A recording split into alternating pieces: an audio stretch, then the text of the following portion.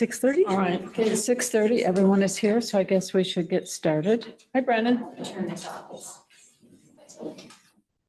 Any other board members here? There. Okay, all right, so it's 6:30 and we should start recording. Recording in progress. Okay, good evening. It's Wednesday, September 11. This is a regular meeting of the Norwich Selectboard. I'm Pam Smith, Chair of the Select Board. I'm joined here in the room by Mary Layton, Vice Chair, and Priscilla Vincent.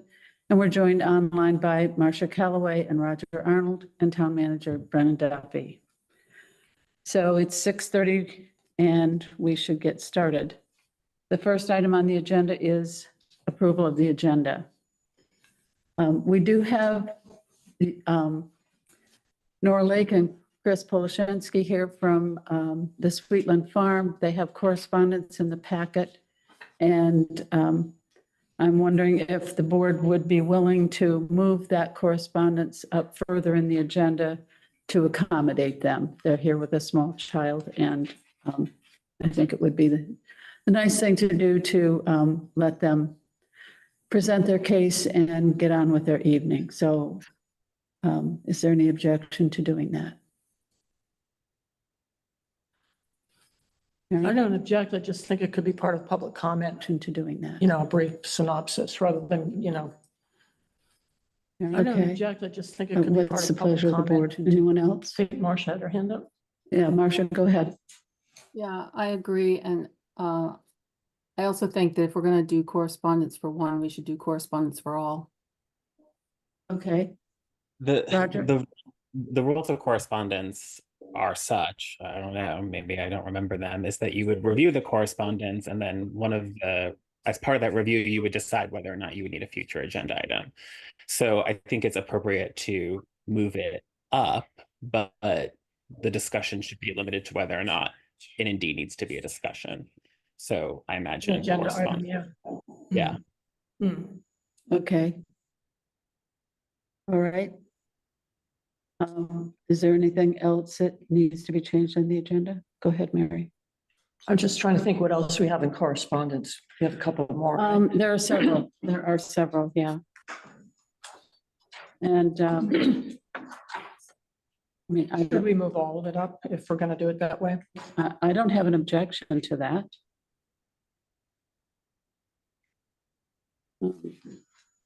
There are quite a few things, but we could move that up and then determine whether we would like to make it a future agenda item. And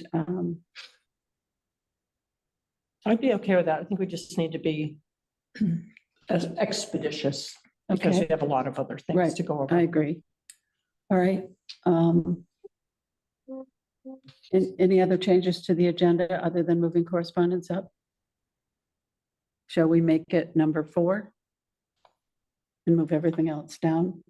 Okay.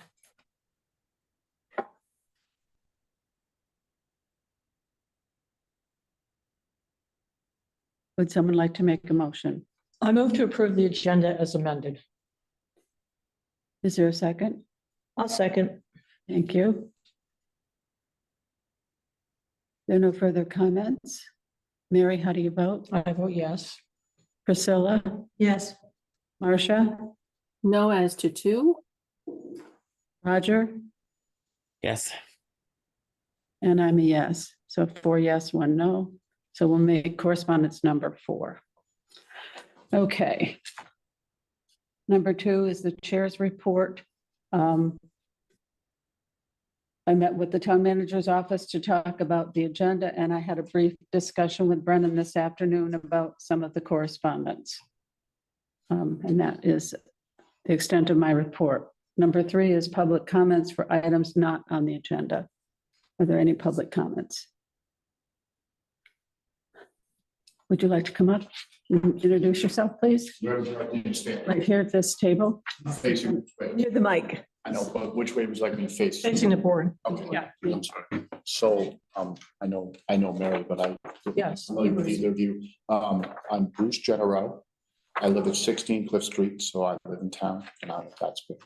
And I wanted to introduce some comments And then I have a copy of those that I can leave with, so that hopefully they're introduced into the record. Okay, Is that an okay thing to do? yes, we allow 3 minutes for public comments, so go ahead. I just want to make sure I had the procedure correct. So as I understand it, you're starting to work on next year's budget and the following year's request. Is that a correct statement? Well, the board won't be reviewing the budget until sometime in November. The town manager's office and the department heads are working on it now. Excellent. So it is a timely activity in the town's Right. process. Okay, great. There's a portion of our citizenry who exist on fixed incomes. Any increase to their income usually comes from cost of living adjustments to social security checks, which change with the consumer price index that the government tracks. I know you all face many challenges in doing your budgeting. To the extent you can direct those who provide input to your budget to limit their increases for those costs they can control to not more than an expected CPI increase, that would help those who have constrained budgets who live in the town keep their costs. One of their costs is the taxes in town in line with the other revenue sources. So if there's an increase in their taxes, their other revenues go up. So if we can keep the taxes to close to what the other adjustments are, that's my comment. My suggestion, like you did last year, and I understand this from the public documents you have here, that many of the departments were asked to increase their budgets by not more than 3.84%. I thought that was an excellent suggestion. Given this year that inflation has come down a little bit more, I would suggest maybe a proposal to those departments would start thinking about 2% as opposed to 3.84%. For those areas on the budget where you cannot control it and it has to increase beyond this, you could possibly look for some productivity improvements to keep those costs down in the macro level. I know you can't control things like health insurance, things like that. You know, you can't control those, but maybe there's other ways that we can find areas where 2% on some and 10% on other, it all averages out. The overall objective would be to try to limit our budget increases to historical averages, which has been about 2.5% over the past 10 years. The last 2 years, your budgets have shown one was 14%, and I think the other one was 11%, was your request. And those are a little bit out of the history that you've had. And I'm just suggesting as you start this process, perhaps we look at keeping it down to a level that is consistent with what you've successfully done in the past. And those are my comments, and I'm happy to leave them in writing. You can leave it with me and I'll make sure it gets to the town manager's office to be in the next packet. Minute taker request. Marcia has a question. I think. Okay, Marcia, go It's ahead. a spelling. That's right. Mr. General, can you spell your name? Oh, yes, GENEREAUX. Thank you. Okay. Thank All you. right, thank you for your Thanks, comments. Bruce. Okay, the next person I think was Stephanie. Can you introduce yourself, please? Hi, I'm Stephanie Hamilton, 387 Hawk Pine Road. I'd like to make a request that the board or the town consider limiting dog access to Huntley Meadow or making it a certain area where just dogs are allowed, but in certain areas and not in others. My daughter was bit by a dog today as part of the rec mountain biking group. She was on where the mountain biking kids are supposed to be, and a dog that was off leash came up and bit her, and the owner knew, did not check in with an adult. So I have no idea if the dog is rabies certified, and then walked away. You know, had the decency to check in with my daughter, but not with an adult. I guess when a dog breaks the skin, you have to involve the police. And I let Bree know because it was during a rec event. And she let me know that unfortunately this is happened several times, and she's in support of limiting where dogs are in Huntley Meadow. There's plenty of places, like maybe a smaller, just specific dog area. I'm a dog owner. I have 2 dogs and I love them, but public safety has to come before a dog off leash. So I would like the town to take that in consideration before another kid gets bit. Okay, thank you. I hope your daughter is okay. Thank you. Yeah, she'll be fine. We'd like to find the owner to confirm the rabies status. But what concerned me wasn't just is obviously my own child, but when I was speaking to Bree, that this unfortunately keeps happening. Right, there's So been some talk about maybe establishing a dog park. So. Yeah. And I understand you want dogs to, have a good time and socialize, and the adults owners want to socialize, but it just seems that Huntley has so much going on that maybe, the dogs and the kids and everything maybe isn't all at once in one place is the best thing.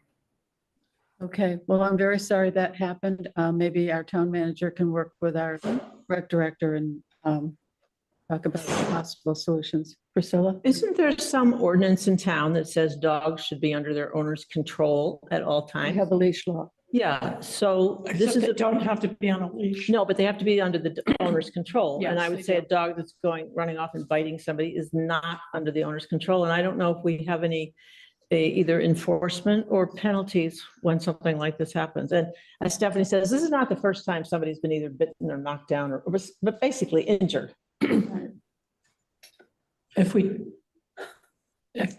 Pam, Yeah. so just to follow up on that, if we take it up as an agenda item, we should review the ordinance and see what the enforcement is. So, Okay, yeah.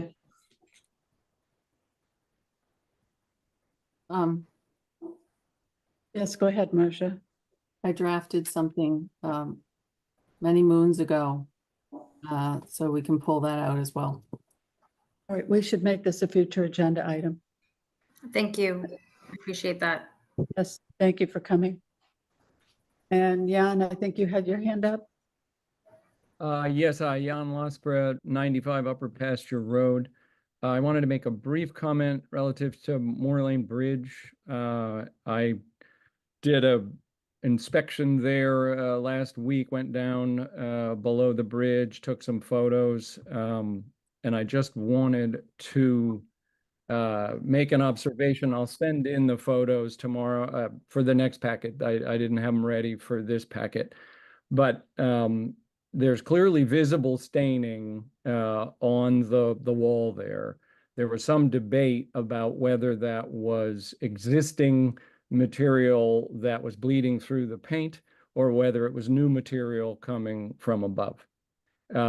If you look at the pictures, it's clear that it's both. You can see where stains kind of run through where the board is and are old, but then there are clearly stains, very dark, tarry stains that run to the top of the board. They stain the top of the board, and then in at least one place, they run out the bottom of the board and start heading for the brook.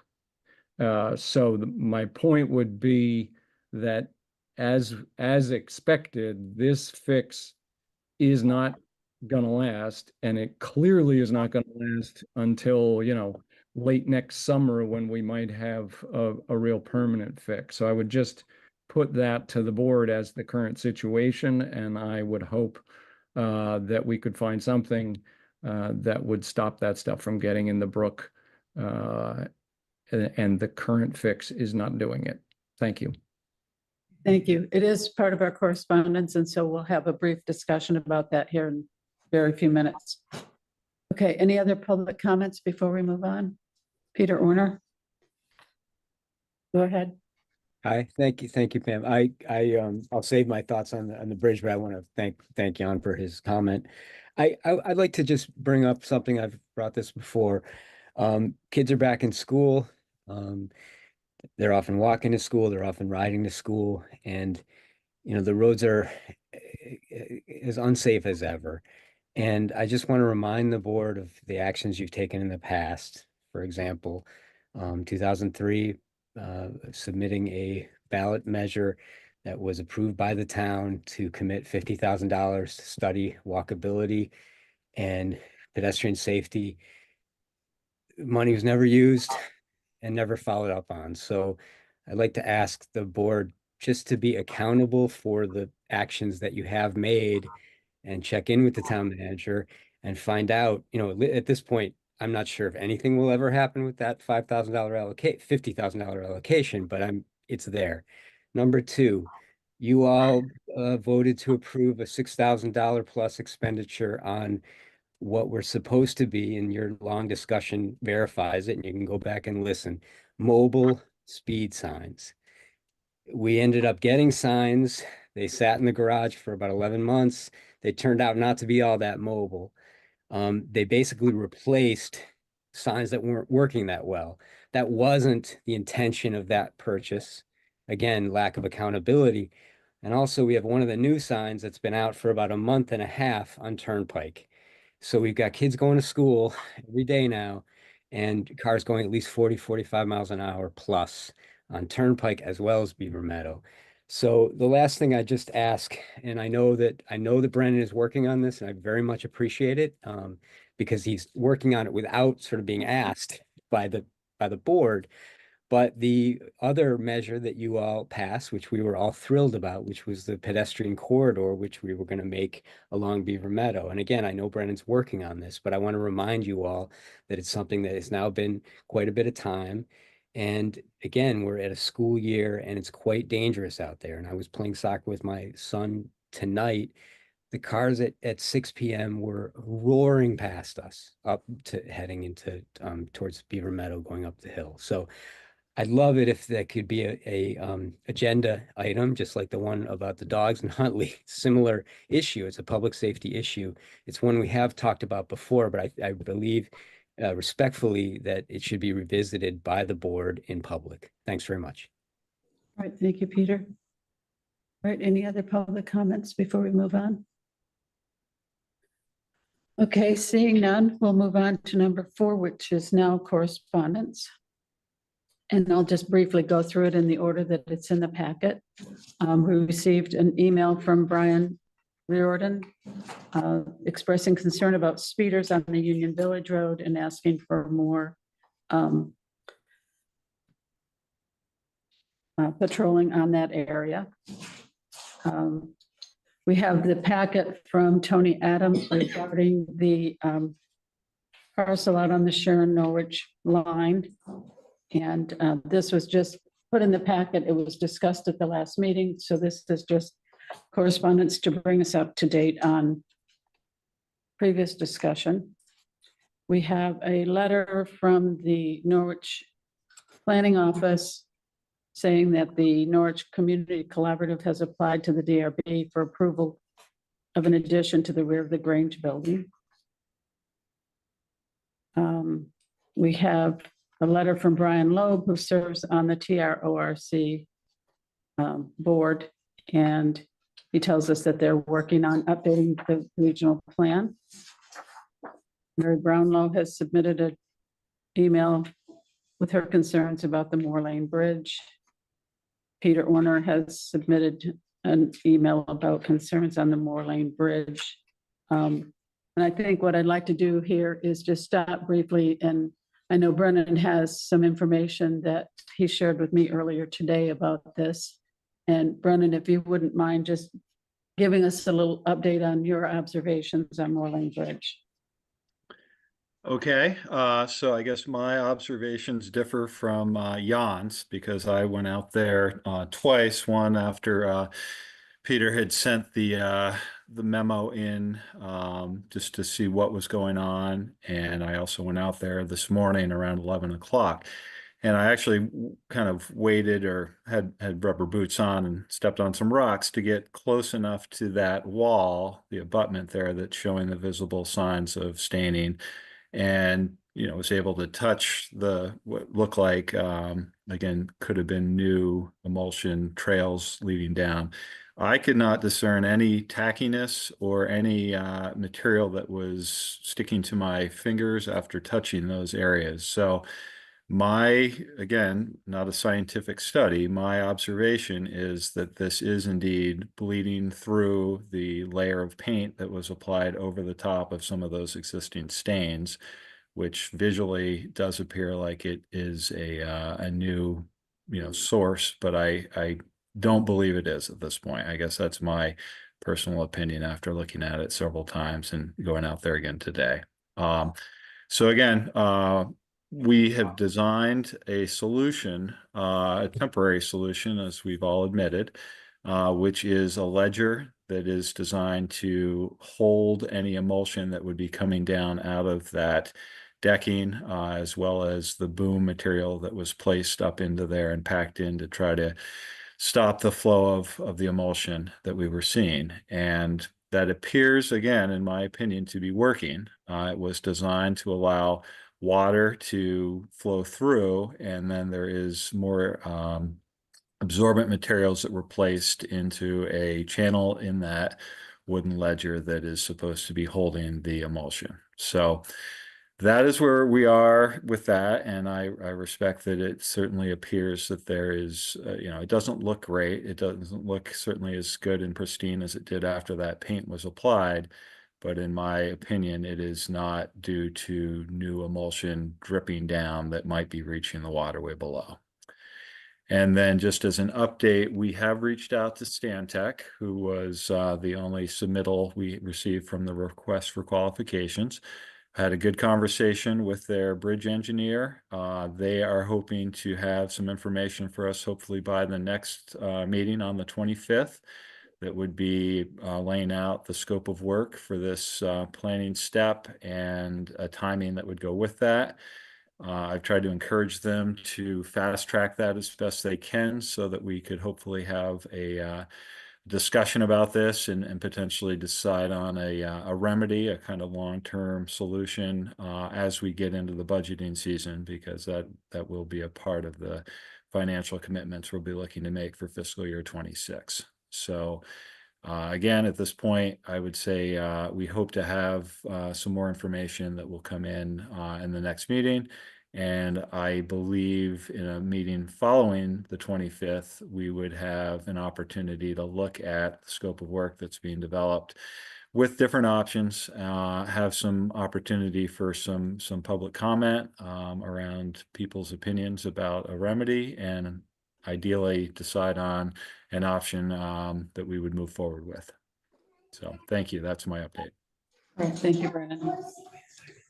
Okay, the next item in the packet is a response from a member of the Rec Council saying that they will review their minutes and agenda posting procedures in order to make sure they comply with the open meeting law.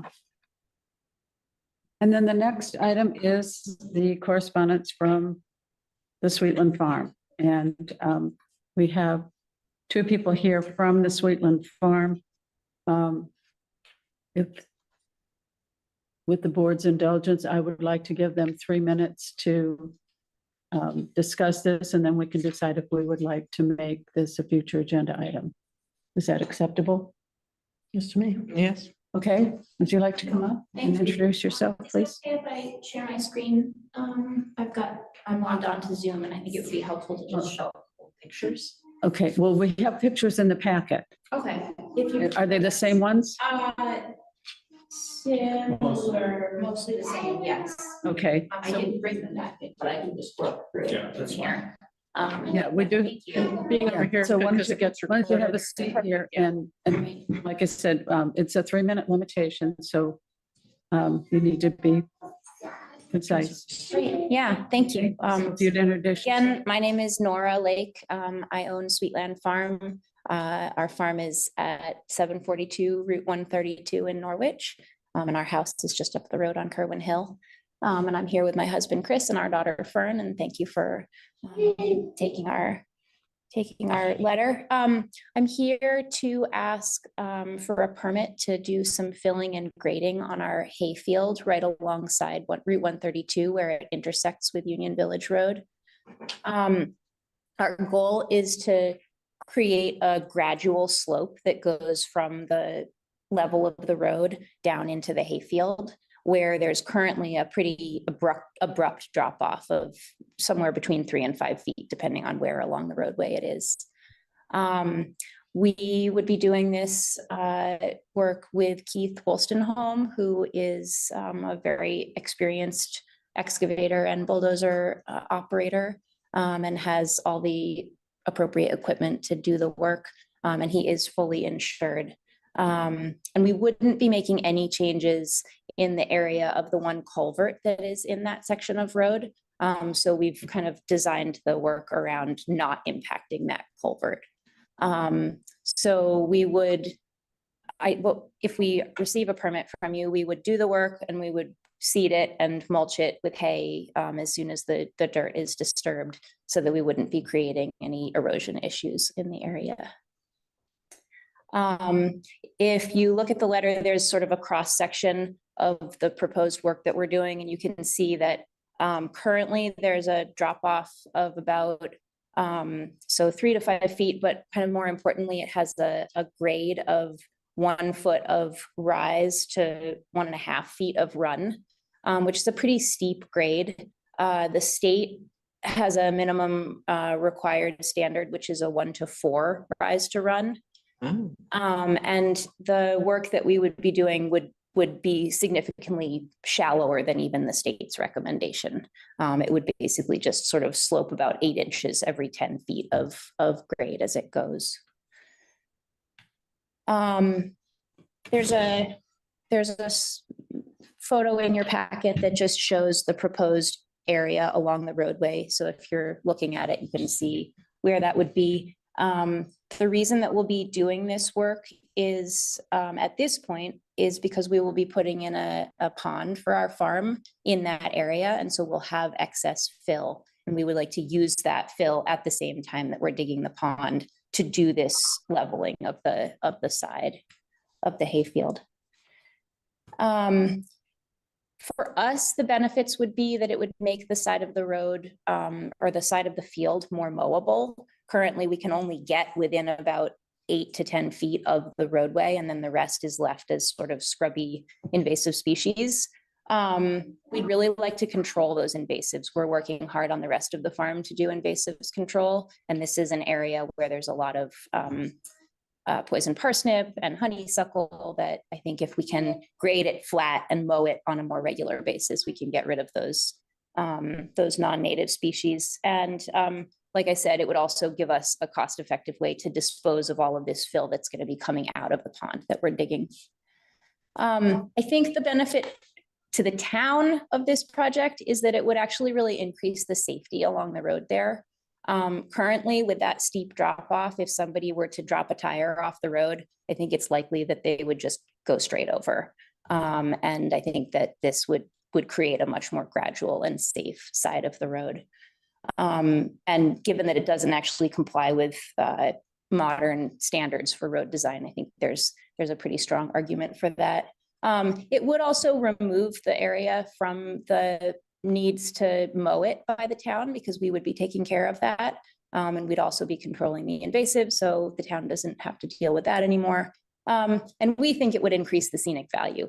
I think it would take a pretty scrubby section and turn it into a more attractive farm field. I think this picture is in your packet, but this is what it currently looks like. You can see there's quite a bit of the poison parsnip. There's some honeysuckle up here. I think there's some juniper starting to grow up. And this picture should be in your packet showing the current slope. And then the next one, the blue line, shows what would be the new proposed slope. Okay, all right, thank you. You're welcome. Thank you so much. All right, so the question to the board is, based on the information that's in the communication in the packet, would the board like to take this up as a future agenda item? Mary, go ahead. I'm interested in this. I think the project has potential. I live near this. I went and looked at it. I do have questions about it. For instance, like when you get a driveway put in and you're looking for a permit, you go to the planning commission, not the select board. So I'm wondering if there's a planning commission element to this of making these changes. If you also thinking about the actual topography, I have questions, there's a little turnout. I don't know if that's of use to DPW, or if it's just sort of a relic. On the little piece that's between where the, the swamp, the artesian well, that culvert, and then Roger's house, that piece has several signs, that I suppose are controlled by the state. A couple of them are okay, that it's 132 and speed limit. And then there's a couple more that are reflectors. There are also trees there. So I don't know if this vision is, and telephone poles. So I thought in that area, there are obstructions. So the other area that's more towards Pompanusic, it's all kind of clear. And to me, that seems more logical in terms of a simpler project, a simpler place to put fill. And also that I think we're seeing one side of it. I think that the correspondence reflected that there was conversation with our Department of Public Works head, and that there may be considerations that we don't know about because we're not, we don't have to consider the whole town and the roads and the future of the road, or whether or not adding fill there would affect future renovation of the road, which I think is a long-term plan. So I'd want to have that input if we had it as an agenda item. I'd sort of want those questions answered. Okay, So, all right. Roger, you had your hand up next. Go ahead.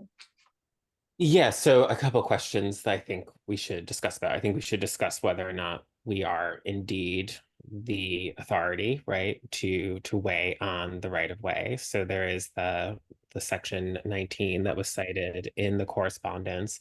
So I would just want to make sure that it's not the town manager under a town manager form of government, or the road commissioner, right, who is also the town manager in a town manager form of government.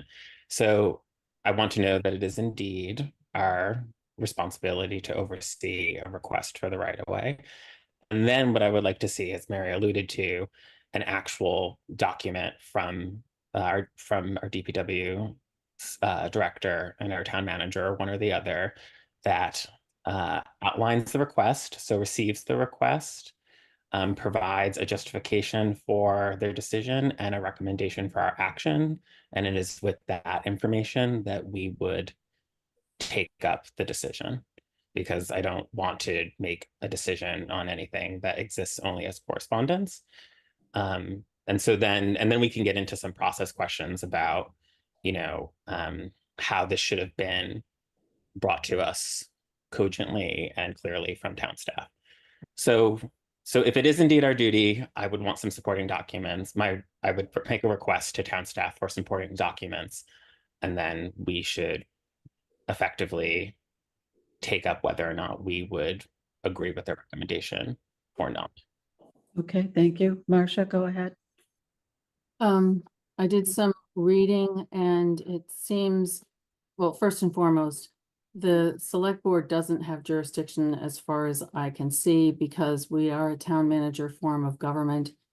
And basically, he does things except he doesn't lay out highways. In this case, Route 132 wasn't laid out by the town, it was laid out by the state. And it looks to me that under 19 VSA 1111B, there's concurrent jurisdiction between the town and the state. And I know sometimes states defer to towns, but if you read that, it's unlawful to regrade or deposit or do anything without written permission from the legislative body or the designee of the municipality. So I don't think that this is in our scope of work. It's in the town manager's office, and because he hires the DPW director, it's in his bailiwick. Okay, thank you. Okay, so I don't think we have to make this decision right now. I think we can defer to the town manager to let us know if he wants us to bring this back to a future agenda, or whether this is something that he feels comfortable resolving with the property owners as the person who serves as our road commissioner. Roger, go ahead.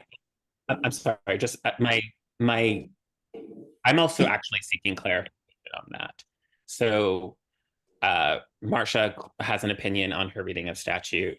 To me, it's unclear, and I haven't heard from what. And Mary even said, you know, to what extent is this just a right-of-way issue, or is it other permitting? So I would. So I think what we've heard from the correspondence is that it isn't our jurisdiction, but I might actually wonder if the board should just find out from legal counsel whether or not it is our responsibility. Because if it's our responsibility and someone has made a request, we need to take it up. But if it's not our responsibility and they made a request, then we have to be empathetic leaders and neighbors, and that's that. Okay. Do you understand? Right. Mary, go ahead. So I'm still wondering about the input from the planning commission, especially it's a pond. It seems to me that there is some permitting involved with the pond. No? It's an agricultural pond. It's specifically exempt from local zoning. Oh, that's interesting. There's a very clear carve out in the local zoning. Okay. All right, So, okay. Yeah, Brennan, would you feel comfortable pursuing this with Kyle Katz, who's serving as our planning director, to see if this is something that falls within your area, or is there some kind of planning and zoning permit that needs to be issued? Does that make So- sense? Yeah, I don't think Kyle Katz has anything to say about the roadway issue. And I believe the folks at Sweetland have already had a discussion with him about the pond planning. So I think the pond is a separate issue, and it doesn't affect what we're talking about right now. I think I would like to get a little more clarification from council, and I can do that between now and the next meeting on the actual jurisdiction here, because my reading is as well is that this is really the role of the DPW director is to maintain the roadways and right of ways, and his decision there is almost always followed, and the town manager in this case has concurred that he's made a reasonable decision about not allowing this roadway improvement or the side of the roads to be implemented right now. So I can look into that. Again, it seems a little unclear as to kind of the roles of the select board and the town manager, and we've had this come up a number of times in various issues. So I'd like to get a little clarity myself. Okay, yeah, I think that's a good idea to figure out whose area of responsibility this is. Okay, any other comments on this? My only last point is the timeline. So it sounds like we would have an understanding of legal advice by the next meeting, because obviously this season for this work is ending. Right? Hopefully, yes. We've seen council come back quickly, and we've seen them take a long time. So hopefully we'll have something for the next meeting. Priscilla? I just feel a little bad about the way this discussion has gone, and it seems to me it's gone on enough that it should have been an agenda item, and that it might possibly be beneficial to have a warned discussion about this next time. Right. Well, Brennan's going to reach out to council, and presumably it will be on our next agenda to, At least a follow-up. right. And that's how correspondence should work, I feel, by the way. Like, you receive correspondence, you decide whether or not you need to schedule a future agenda item or thank them for their correspondence, or Right. that's it, or just receive it. So like here, we've heard correspondence and it's a future agenda item, and we requested what kind of is required for that future agenda item. That's how it goes. All right. That's our policy. Right. Okay. One All right. last comment. We just feel, and we related it out in the packet. We feel there's a vendetta with the DPW director, and he's treating us unfairly. And we're asking you as our elected officials to deal with that. Well, we're No, we're going, forced to remove him from office. We could not vote for you, I guess. Not that it makes that much difference, but that feels to us very important that the person making a decision like this would be an elected person. well, we're going to research it with town council to see whose area of jurisdiction this is within the town government so that we can have some clarity as to who can make the final decision. Right, and it should be on the next agenda, assuming that town council gets back to us in a timely fashion. Okay, Thank you very much. all right, thank you for coming. Was there a comment from Peter? Yeah. Peter, go ahead. Hi, thank you. I did, because you opened up for comment for 3 minutes on a correspondence, I thought I could respond to my correspondence about the Moore Lane Bridge. Would that be all right? We've already had a discussion on that and it's in progress and I'll give you a minute. With all respect to Brendan, and I respect that he is doing his best here, I think dismissing Jan's point and mine too, I went down there again today. It's a little bit, I mean, this has been 6 years, going on 6 years now of polluting the brook.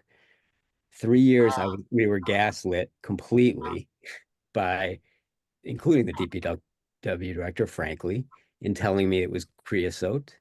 So now I'm being told it's actually not going down the wall when, if you all want to go out and look at it, and Brennan, with all respect, I agree with Jan. It is in part coming through and clearly in part coming down from the pads, which are already blackened. So this is happening now. And so to dismiss it out of hand because you didn't feel it, it's because it was dry. And that's very, very clear. My second point really quickly is that to hire Stantec seems a little odd to me. And I just raised some questions about it because Stantec is the one who created the containment structure that failed after 1.5 years. So my question is what are we paying Stantec to do now? And how much have we allocated now? Stantec told us last time, the only thing that we could do is build their containment structure. We did that. We paid for that. So now what are we doing? Does Stantec have another idea? I'm just very unclear about the process going forward, which again, Brennan, as I told you, I support, but I'm entitled to raise questions about it. So I have other thoughts. Final thought is what is the chemical and how harmful is it? The Vermont State Health Authorities deemed it very hazardous, but I still can't get a clear sense of what it is and its danger to public health. So I would like that addressed at some point as well. Thanks. Thank you, Peter. Thank you. The status is that Stantec is going to come up with some options of how to deal with the bridge long-term. And then we hope to have an answer at the next meeting. So that's as quickly as we can resolve this. And that's where we stand. Okay, back to the rest of the correspondence.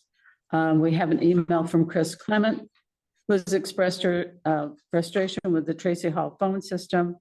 I briefly discussed this with Brennan today, and he thinks that the problem with getting the busy signal when you dial the main line has been resolved. If it hasn't, please reach out to the town manager's office to let them know so they can work on it again.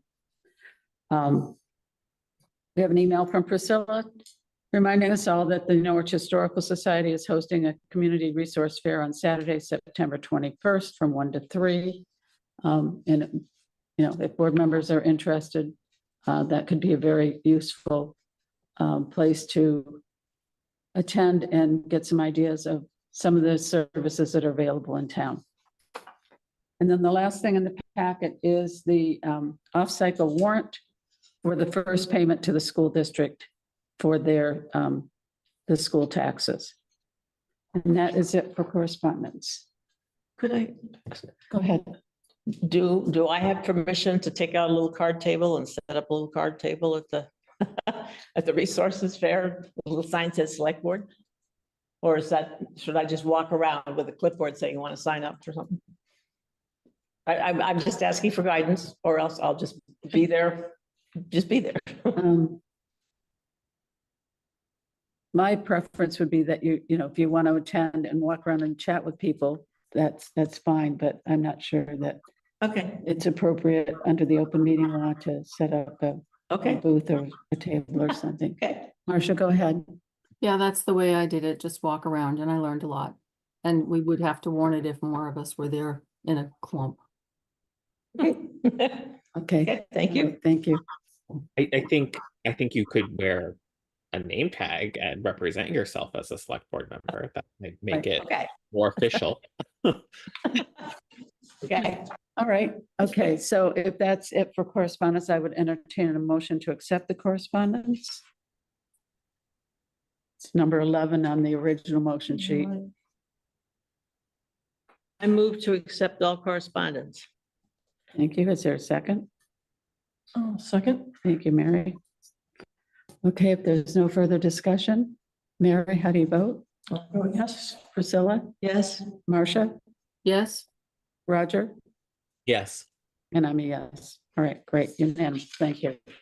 Okay. Now, for the next item, the town credit card name change. We had a request from Brennan in the packet to take Roberta Robinson off the card. A little past due on doing that, and put Brennan's name on there. So there any questions or comments regarding this? overdue. I do. Mary, go I ahead. just, Roberta, our former finance director, is there any advantage? And maybe Brennan would like to answer this. Is there a logic in it being a town manager rather than our current finance director? It's just more general, or is there a rationale? Brennan, why don't you go ahead and explain to us why you've put yourself down there as opposed to Barry? I think it's probably more appropriate for the town manager to be on there, but I'm certainly not anxious to put my name onto the card, but I'm willing to do so. And I think that was just, we all decided internally that it probably made sense for the town Makes manager to be sense. the procurement You are- officer and right. Okay, controlling the card. You're responsible for those expenses, yeah, makes sense. so I'm fine with it. If there's no further comments or questions, I would entertain a motion. I move to change the card holder name on the Town of Norwich Business Advantage Cash Awards credit card ending in 4413 from Roberta Robinson to Brennan Duffy, Town Manager, effective immediately. Thank you. Is there a second? I'll second. Thank you. If there's no further questions or comments, Mary, how do you vote? I vote yes. Priscilla, Yes, Marcia, yes, Roger, Yes. and I'm a yes, unanimous. Thank you. Okay. I'm sorry, can I ask one question? Sure. Why do we have one credit card? Control.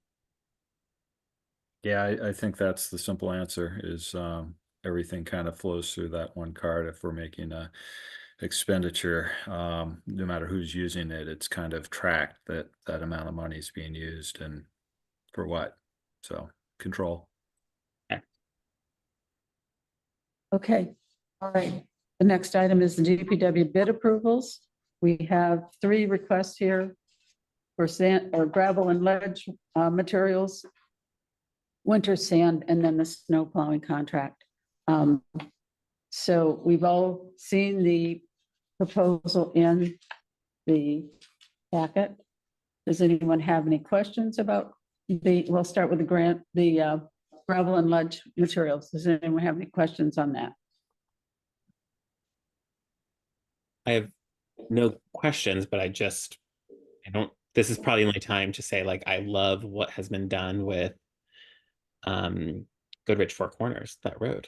It's lovely. Lots of rock, lots of flood security. It's great. So clearly we're using these materials well. Okay, if there are no questions or comments on the gravel and ledge materials, would someone like to make a motion? I move to approve a contract with Twin State Sand and Gravel for gravel and ledge products at the rate of $4.95 a ton. All right, thank you. Is there a second? I'll second. Thank you. All right, if there are no further comments or questions, Mary, how do you vote?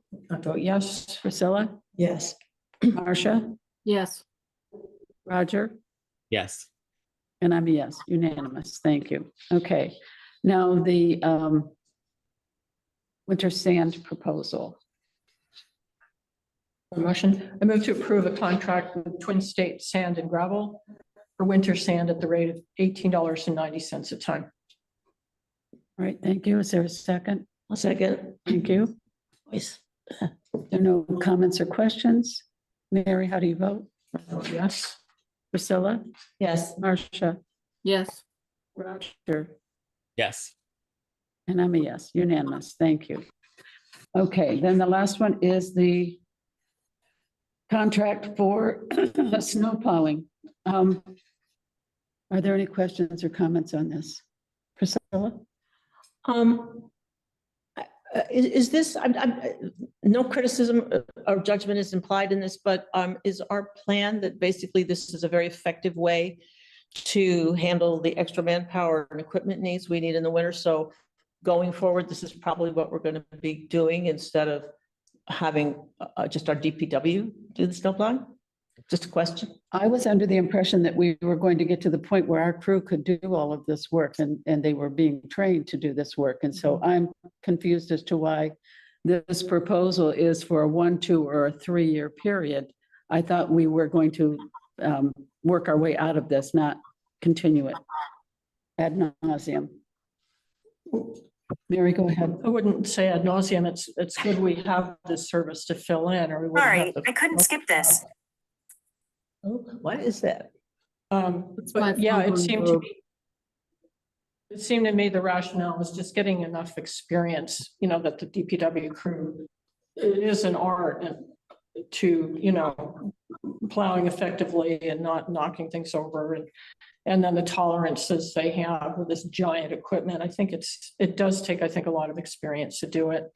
And But we- also, I think they were short a person, right? Short a buildings and grounds person. But we've also only budgeted $65,000 and this is a proposal for $105,000. So we're 40,000 over budget. But we may be, you know, that may just be the cost of a private service. I mean, if we don't have the people, we don't have the people. How many companies were asked to bid on this? Vernon, do you know the answer to that? It went out as an RFP, Pam. Okay. All right, do you have any idea how much longer we're going to be looking at contracts to continue the plowing and not have our own crew doing this? Well, I think Chris explained it fairly well in his memo. We are short-staffed at the moment still. We're down 1 equipment operator. We've had another staff member who has been unavailable and hasn't been trained. So I guess I'll just answer. We wanted to look at a multi-year contract just to see if there was a cost benefit there.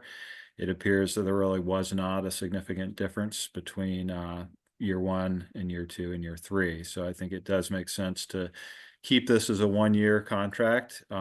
Things could change with the right hiring. We could find somebody with a little more experience right off the bat. But at the moment, again, per Chris's memo, this is really where we are. We don't have the staff and the ability to keep up with all of the plowing that's required. And this is a way to make sure we have safe roads during the winter. Okay, thank you. Roger, go ahead. Yeah, I mean, I think the point is nothing has materially changed in staffing since we began this contract. Like there's different nuances, but the reality is like we're not fully staffed to take on snow, right? Like in the way that has been in the past. So I mean, I think that's really important just because people are not standing up, they're sitting down finally. It doesn't mean that anything is materially different in terms of professional staffing. We don't have the levels that we need, and so we have to contract out. Okay. Well, my concern too is that we don't properly budget for it either.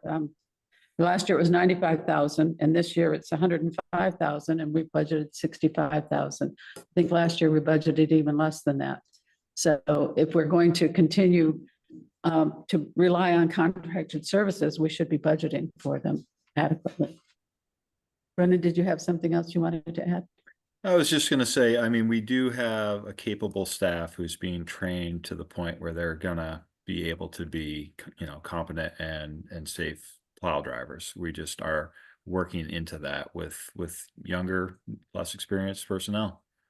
So our hope and aspiration, I think, is to at some point in the near future have the ability to take on most, if not all, of the plowing in-house, but we're not going to be there for this coming winter. All right, thank you. All right, any other questions or comments? If not, I would entertain a motion. I move to approve a contract with Chase Site Services, Inc. for fiscal year 25 winter snow plowing in the amount of $105,135. Thank you, Mary. Is there a second? I'll second. Thank you, Marcia. If there's no further comments or questions, Mary, how do you vote? And I vote yes. Priscilla?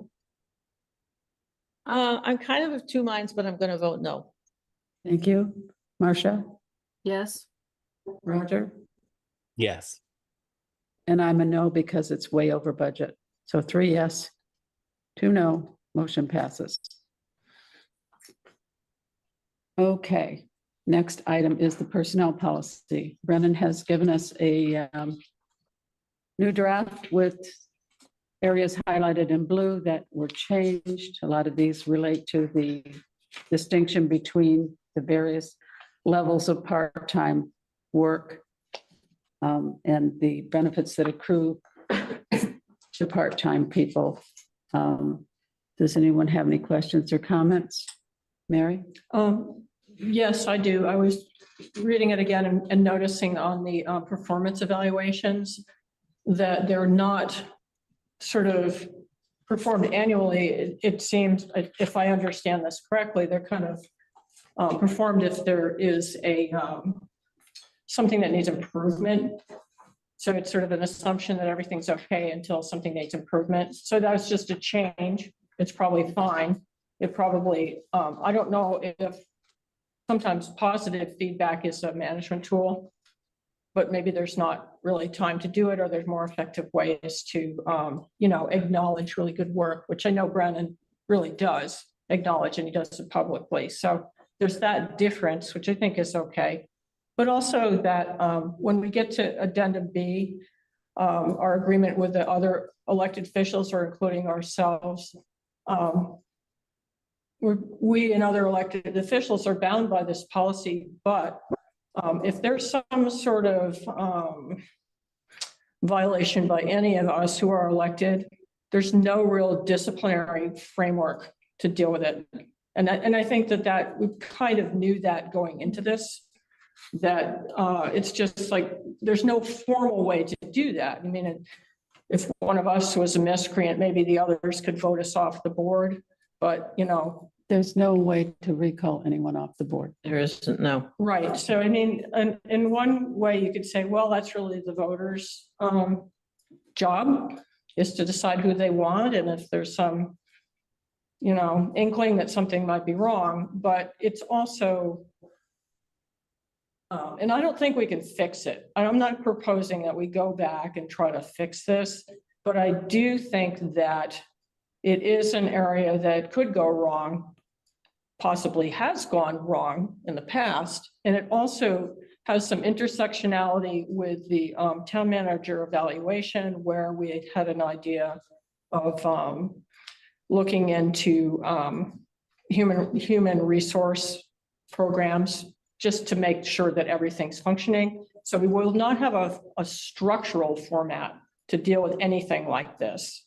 Okay, but there may be a human relations path where it could be, if it's a problem. I'm just saying we didn't fix that part. We kind of came up to the edge of seeing how it could be a problem and feeling that and being kind of upset and not knowing what to do. So this does not do that. I'm just saying. Okay. My question on that too was, can we compel an elected official to sign that addendum? I don't think we can. And what's the consequence if they don't? They don't They're get a salary? elected, they're elected. No, there's no way of any kind of corrective action if you don't sign. Except not funding their salary or something? No, we don't have that power. I thought we had the the- power of the budget. The voters have passed our stipends and As part of the there's- budget, though. as part of the budget, right? So you can't take it away from some people and not others. Yes, That would be yes, you can. discriminatory. You can, Huh? you can express dissatisfaction with, I don't know, say the treasurer's job and lower their salary. That's actually in the handbook. But what I'm saying is there's 5 select board members, there's 3 listers. We can't say you don't get your pay if you don't sign this agreement. There's no way to enforce this. And You can express, You can't- there's some roles where the advice has been the board is allowed to express dissatisfaction to the elected office and then change their salary. I'm you just saying. cannot, but if you have 5 select board members, if one select board member says they're not going to sign it, what are you going to do? Take that $500 out of the budget? You can't. I'm You not can't be discriminatory. I'm not saying it, I'm not saying the advice or the guidance from all of these manuals like applies the same. I think like that's actually one of the difficulties in writing a policy for all elected officials when they need to be uniquely treated. But I'm sorry, I'm speaking out of turn, so I'll stop. Right. Well, I don't think elected officials need personnel policies. That's for our hirelings. That's just my personal opinion. And I'm not sure why this is even in here. I think Marcia has her hand Marcia, up. go ahead. Yeah, I think those are questions for council. And I think, Brendan, I really appreciate the blue highlights. It made it easy to look at things. I'm looking at pages 3 and 12, the charts for employee types. And I'm assuming that the part-time does not include contract labor like the lister's contract with another town's lister. That's one point. Then on page 3 of the document, elected officials shall be covered by the policy. Do we have or should we have agreements or resolutions for the town clerk and the listers? And they are different because they're wearing those 2 hats where they're getting paid and they're also elected. And then under the personnel leave and bereavement and stuff, I think that's much clearer. Excellent citing of the FLA in sections 26, 27. And I just think addendum B is much better, but probably given the questions tonight, we need to ask council a little bit more questions. Yeah, Marcia, I have had discussions with Lily, who has told me that she would like to submit a memorandum of understanding to the select board rather than sign an addendum as presented in this personnel policy. So I think that's something that the board should certainly consider. We may or may not agree with that, but that's something that Lily has brought to my attention, and she's been waiting for the personnel policy to make that request. I think Roger was ahead of you, Mary. I Go think you're ahead, right. Roger. Go ahead, Roger. Nope, you're muted. Yes, okay. Just a couple of notes. I don't know if Brennan is going to respond to us all after we're commented. But in section 32, the language non-exempt and exempt gets picked up where it isn't present anywhere else. And so I have my own understandings of what exempt and non-exempt is, but maybe the policy should be more self-effacing. And then just in general, I think I said as a general comment, and if others don't agree with me, then you don't have to take it up again, Brennan, but I don't really understand the like many classifications of full and part-time. I really think there should be a full-time and then defining what at what point, what is the threshold for which obtain the fringe benefits? So it sounds like at 32 hours, you receive health insurance, but at 20 hours, you receive vacation days. Is that what I'm reading from this policy? Yeah, most of this is by law, after a certain amount of hours being worked, you accrue certain benefits of employment. So this has been vetted by council. That's why we made some revisions there to make sure we were complying with state law. Yeah, I understand that. And I think it's like what, 1040 is the number for full-time employee. Anyway, it doesn't matter. So Yeah. okay. So I just don't understand. I just don't understand why like, I assume we're breaking it all up because that is like how our employees land. Like they're in one bracket or another bracket or another bracket. Well, just generally, we have different levels of workers, right? We have very part-time workers that are working less than 18 hours. We have folks that are working between 18 and, I don't have it in front of me right now, but the next threshold. And then we have 40 hours or more is a full-time employee. So again, we've tried to, in the last iteration of this, the second read, tried to work back and make sure everything was clear about where those thresholds are. And I think they make sense to me as far as, okay, we have different people working under different contracts or different hours of work for their position, and we need to treat them all fairly and have a personnel policy that reflects that. And this is a way just to differentiate where the benefits fall based on the amount of hours they're working per week, if that makes sense. Yes. So I guess if it assumes that if you work at least 18 hours, you're going to hit like some kind of legal threshold, which requires proration. Is that what I'm understanding? Yeah. Okay. That's fine. Okay. Thanks. And then my only other comment, if I may, Sure, go ahead. just as a side note, and just I think to the extent that I remember writing a sexual harassment policy with Claudette because we're required to adopt a standalone sexual harassment policy in addition to what is in a personnel policy. So to the extent that that's true, we should ensure that they're not in conflict. Does that make sense? So you're saying there's an existing sexual harassment policy in the town? Yes, I believe that I think I was advised by Herb Durfee that the town is required to have a standalone sexual harassment policy. And so to the extent that we're required to have that by law or best practice or whatever the mechanism is, we have to just make sure that that existing policy that was adopted, Section 34, Roger. yes, is still relevant or syncs up with the section 34. Like the point is it can't be section 34, it has to be standalone. But I don't know if that's actually true, but that's what I was told. And that's why we adopted that policy separately from this. So what would you want? You would want it as an addendum, as a standalone?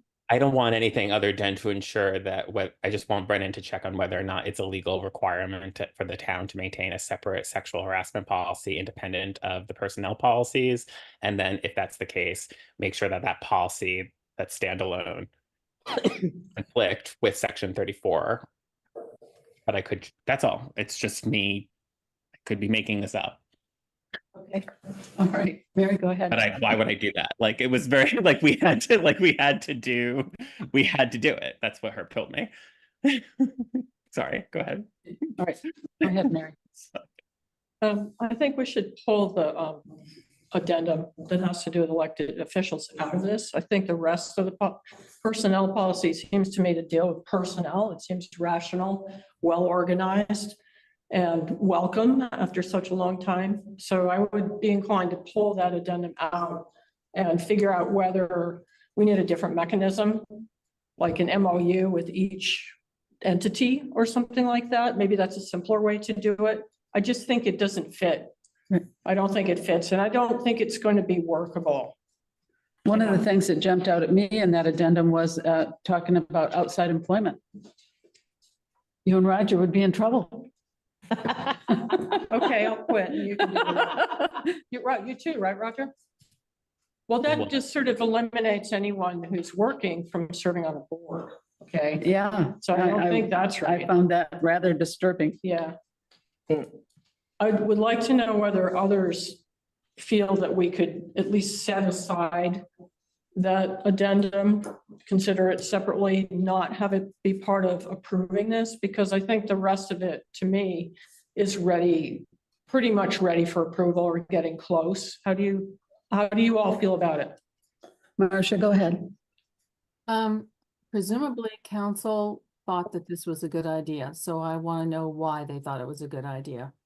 And I think the elephant is still on the table. We've got people who wear two hats.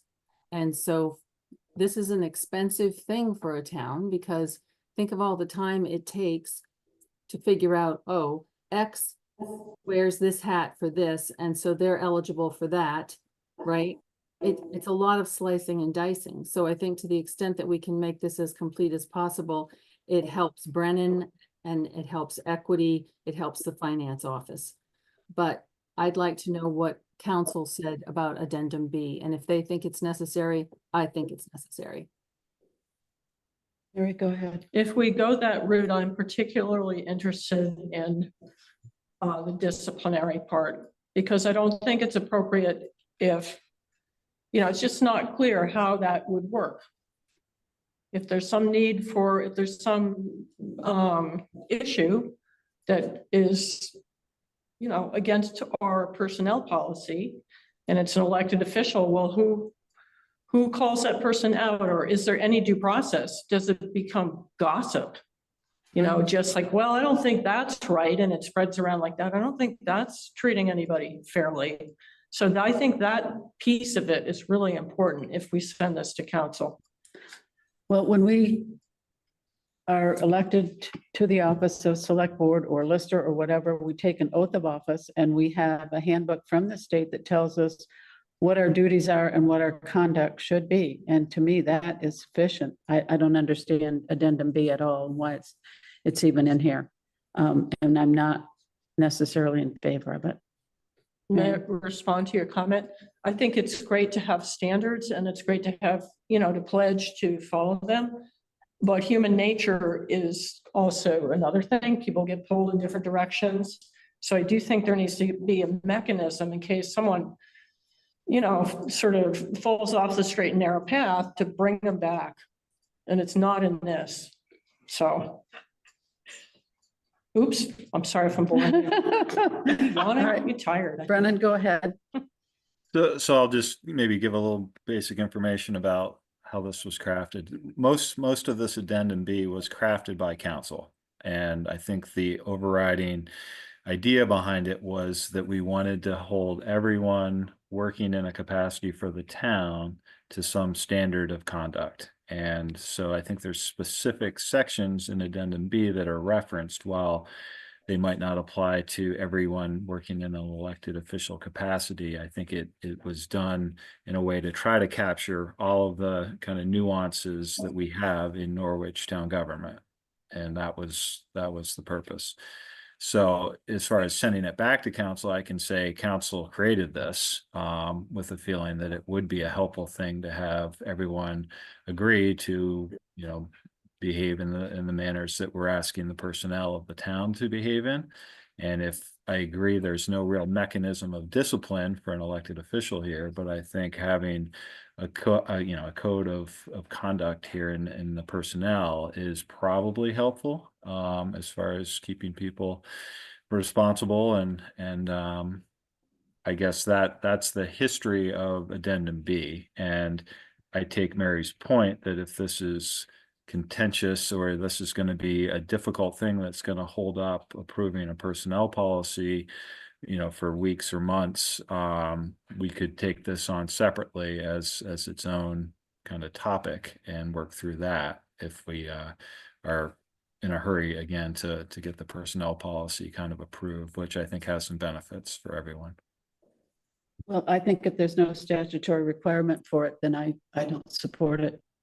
And if there's no statute that requires this to be a part of our personnel policy, then I would support pulling it out. Mary, go ahead. I think the addendum B does a very good job of stating, what the ethical standards are, what the behavioral standards are. I think it's great for that. I have to say, I think that legal counsel was a bit lazy, or that this possibly is a thorny subject. That Pam is alluding to, perhaps this isn't in statute, or perhaps there is such a distinction between responsibility of an elected official versus a person who is managed, who is an employee, who's, hired by manager, and, there's have certain rights, and there's a personnel file and so forth. It's sort of a different type of relationship. So they might not even have wanted to touch it. Okay. So it's just questions. We're hired by the voters. We were hired by the voters, but if there's something going on that would be, for instance, in violation, let's say it's a sexual harassment allegation or something, where does that go? Does it go higher up? Does it go to the state? Does it go to the police? It's like, what happens in these situations where the ethical standards and the procedures are not being followed? What happens? Like in the case of an employee, a manager would talk to the person and say, well, I noticed this happened, and what do you think and what's going on? But Right, we have a there's whole no- disciplinary process. We have to a go disciplinary through. process, but there's no disciplinary process for us. Right. I agree. Except that, people might say, I heard that something happened and I don't like the smell of it. It's like, where there's smoke, there's fire, and I think I'm just not going to vote for that person. So I don't know. And maybe that's just the nature of elected officials, Roger, you had your hand up. Talk too much. Go ahead. No, I mean, I think Mary alluded to it, right? Like, I think in part you're asking elected officials to abide by sexual harassment policy. You're asking them to not, discriminate racially. You're asking them to have like important code of conduct. And it's really cynical and bad politics to just say, oh, well, we're elected, we're immune from such norms. Like, let's not, right? But also, I think it could probably stand to be more specific or more precise for offices that receive money, right? To receive payment, to use resources of the town, right? Like that may actually need a layer of additional specificity. So an MOU with the clerk's office might be an idea. I would be curious to know if that was actually brought up in the process of working on this, and Brennan has his hand, and so maybe he has some insight. So I would just like to say that, like, elected officials should have no problem, signing something like this, I think, but also we might need to be more specific for offices that receive and use town resources and money. That's it. The elected position that comes to my mind most vividly is town clerk, because the town clerk is also a full-time employee of the town, paid a salary, receives benefits. And to me, that's the complicated elected position. And the rest of it, it's, a stipend or an honorarium. It's not as big a thing. And that's we've had some discussions with our current town clerk on some of these things, like, wait a minute, who reports to whom, and who, a little bit of that stuff. So that gets a little complicated. I mean, maybe the best thing is Lily suggested she writes a memorandum of understanding. Right. Okay. Brennan, go ahead. So I was just going to point out, a couple of the nuances in Norwich. So we, as you said, have a clerk who's elected, who's also a full-time exempt employee, and also supervises an employee of her own. So she, in that role, is a supervisor of a town employee.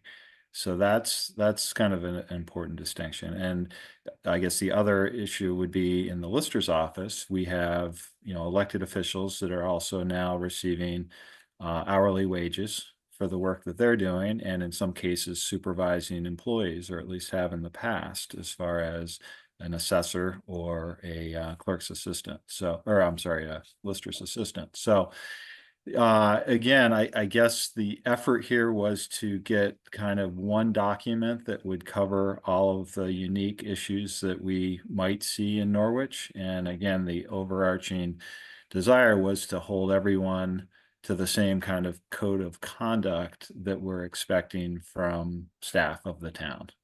And in an elected official position where you might have a 3-year term, right, between election and the next election cycle, there really isn't much ability to kind of hold people accountable if, I can't imagine the scenario, but if somebody really just went off the rails and was being abusive to staff or anyone else, how would we manage that without having something that was kind of signed to say, I will adhere to these certain standards? So I guess that's kind of where Addendum B is trying to solve possible problems in the future by asking people to be accountable for to the same standards as an employee. Thank you. Marcia, go ahead. So I agree with Roger and Brennan. We can't forget that there are federal and state laws that are going to trump anything that we say anyway about certain things like sexual harassment. But I think if the egregious did happen with the advice of counsel, we could presumably do things like withhold pay, whether it be somebody who's getting salary like the town clerk or somebody who's getting hourly wages like the listers. So I think to be continued, but I do think we need something on file, and Addendum B does it for me. Thank you. Cheryl, I see your hand up. Go ahead. Is she there? Yep, I'm here. Sorry, I couldn't find my mute button right away. Cheryl Lindbergh, and I have read through the policy that is being discussed and wanted to comment on a couple of things. I also, like Roger, was confused by the lack of identification of what a part-time employee is, and think that the policy lacks that clarification throughout. If there are various part-time employees of our town, and I do know there are, then perhaps there's a way to clarify part-time status more clearly. With that said, I know at VLCT that there's a wonderful woman named Jill Muir who works on personnel matters through VLCT, and she is an amazing resource and free to our town. And she actually, a few years back, took the fire district's personnel policy and job descriptions and gave us wonderful assistance and guidance, and all the things Marcia's mentioned that you'd be concerned about. She helped us address and gave us, again, and she came and visited the office and sat with us. So I know it can happen, and I know that it's a wonderful resource and specific to Vermont and human resources overall in personnel matters. So I would urge you to maybe reach out and get that, what's available to us from VLCT. All right, thank you. Any other comments? Priscilla, go ahead. Well, a different part of it, or are we Right, still on yeah. Addendum B? Oh, are we comfortable with this accrued, the accumulated vacation? That is a bee in my bonnet. I mean, there doesn't seem to be anything that says you can accrue up to this much and then, use it or lose it. You can't keep mounding up until you get 50 days or 400 hours. It seems like. And we don't budget for that. No. Bonnie walked out of here with a 400-hour check at the end of her tenure, and we had not budgeted for that. So yes. I would like us to learn from it. And the cover letter that accompanied the first read said that the vacation was in line with the collective bargaining agreement, but this is not in the collective bargaining agreement. So it's still not aligning with that. I don't. It's in there. No, it's not. Brennan? So kind of a hybrid, I think. I believe that the accrual amount, the rate of accrual where it went from 5 years down to 3 years aligns with the collective bargaining agreement. The cap on the amount of time that can be accrued does not align with the collective bargaining agreement. And that was done basically, my understanding of this was in 21 or 22, that cap of 180 hours was employed into the collective bargaining agreement. And we were not proposing that that be added to non-collective bargaining agreement employees. So they would continue to accrue at a higher rate. That would be probably one of the few benefits that a non-collective bargaining agreement employee would have over a collective bargaining agreement employee, sorry. Vacation hours may be carried over from 1 year to the next based up to a maximum of 180 hours of vacation time. On December 31st of each year, any remaining unused accumulated vacation hours beyond the maximum of 180 shall be forfeited. Employees shall be permitted to carry more than 180 hours of vacation time during the year. Unused vacation hours up to a maximum of 80 hours of allowed will be paid in cash in the event of separation from the town. A maximum of 80, this is 400. Well, again, that's after, I think, 20 years of service to the town. So probably unlikely that that's ever going to be a cap. I think, I guess at this point, there is a decision here. Do we want to continue to kind of keep this the way it is as far as the accrual level? If the decision of a majority of the board is that they do not, then we would be looking at doing something similar probably to what the union did, which was agree to pay everybody out any balance over that 180 hours or whatever number was agreed to. We haven't budgeted for that either. It would have some tax implications on a number of employees. So again, the select board's going to have to approve the personnel policy the way it's written right now. There's no 180-hour cap for non-CBA employees, and I think that's purposeful. But if a majority would like to see that changed, we could take that path. Have we looked at what other towns are doing in the area? And do they have similar policies to accrue that much vacation time? I can't recall studying another town's accrual. I'd have to look back at the GovHR to see if that was something that they took into account for basically benefits. Okay, So- Roger? So, I think this conversation actually would have probably been more helpful when we were discussing the compensation study, right? Because this is like a part of a fringe benefit. And I think, so people should correct me if my memory is not right, but I think what we learned from that compensation study is there was a band and Norwich was generally within the band. We were not at the top of that band, but we were in the mid, generally in the mid. And so this might be an example of something that we're not in the mid, we might be in the high. And then I'm okay with that, right? Because this is just one of several fringe benefits where we are more, that we compensate at a higher level. And I also actually don't think that 10 days in your first 3 years is huge. I think that is fairly normal. I think 15, I think 15 is considered, ooh, that's nice. 10 is just like, okay, that's fine. But it's not the number of hours that you get, allotted to you. It's what you can accumulate and then cash out when you leave, which is what our previous town clerk did.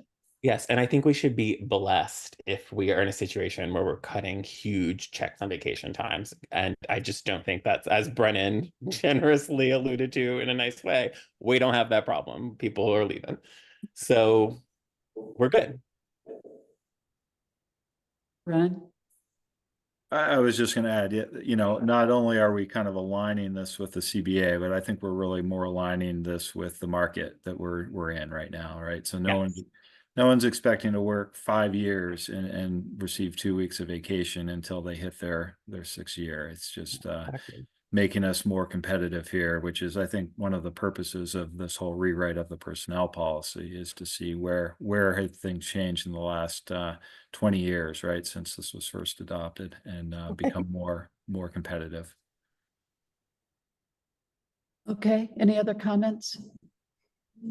Cheryl, go ahead. I'd just like to add that VLCT must have a wealth of information on other towns, other elected official relationships, and things like that for personnel policies that you could take advantage of. All right, thank you. Marcia, go ahead. Yeah, I just think we've got some other attractive employers around us, and what little things that we can do that, you know, are attractive benefits that people want to, you know, have in the back of their mind. That helps when you're looking at jobs and keeping jobs. So I think this is pretty minuscule in that regard. I'd keep it. I'd just like to know how we measure up against other towns and other major employers in the area. I think that would be good information for us to have. Now, we know we're having trouble keeping people, so that's one of the measures. But it may not be benefits that's the problem. Any other questions or comments? Mary, go ahead. I'm just thinking about what we are doing tonight. Is this considered a second read? Yes. Okay, so, but we might have, in that case, suggestions of edits or And not. I see Brennan's hand go up. I think he's going to say, what specifically would you like me to work on for the next version of this, right? Well, this is what I would propose as the second read. So we heard kind of from a majority at least that the question about definition of part-time and trying to make sure we were being consistent throughout the document was important. So we made that. I don't think I want to try to respond to individual requests for edits. I think at this point, I'd like the select board to, I guess, poll the group to see if there is a majority that feels strongly about a change. And then, obviously the majority of the select board is going to have to approve the policy for it to become, an acting policy. So I want to be, as efficient as we can, and if just one person has a thought and wants an edit, but no one else agrees with it, or it's something that's gonna, not have majority support, I'd rather not go into it and try to change something. Okay. Does that make Well, sense, Mary? Makes sense to me. Okay, so we had several issues that we've discussed this evening. One is the clarification of part-time, perhaps going further on that, Brennan? I will just say, we went back, we spent time and counsel on trying to get a better definition of part-time. I don't know that it is possible. I think what we Okay. have is hopefully making sense to people, even if it lacks some specificity. I think it serves the purpose of what we're trying to do, which is here are the categories of workers. These are the hours that they work, and this is how they accrue benefits based on the hours that they work. Okay, Roger, I see your hand up. Yeah, I think that's fine. I think the harder thing to do was to write a policy that make a policy judgment and then may have to change the on ground facts around that policy decision. But let's just not, right? That's what we're doing. We're writing a policy that clarifies part and full time based on our current labor force. I always would like to see a policy drive the conditions, but we're letting the conditions sort of inform, I won't say drive the policy, and fine, that's a style. Yeah. So I'm not gonna tear everyone apart for that. I do think you should look at the exempt and non-exempt thing in section 32. Yeah, I have a note just to check where that is being, I think we actually tried not to talk about exempt and non-exempt a whole lot. So I will look at that 32 and just see where that was concluded and why. But I think in terms of consensus, I want to go back actually to Mary's point about codifying evaluations on a yearly basis in policy. I understand why you wouldn't do it, and you employ a town manager, you set an expectation for a town manager, and that expectation is that they would conduct yearly performance evaluations for their employees, and you wouldn't need to codify that in policy. I think it's important that we do. So that's an off that back. Brennan, go ahead. So just to respond to that, and I meant to catch it when Mary was talking about it to explain that. So there are annual performance evaluations for everyone. And that's a requirement, and it leads to, again, with a satisfactory performance evaluation, the step increase. So we do that annually. I think the language here is that we would potentially be able to do that more than annually if we so decided. So it would be positive or negative. We could have the opportunity to say we'd like to maybe do a 6-month with a certain individual to see if we could improve something, or maybe somebody's doing a great job and we want to acknowledge that. That would be another opportunity. So that it doesn't mean that we don't do annual. We do annual. It would give us kind of the leeway to do more than annual if it was required or it seemed important to do so.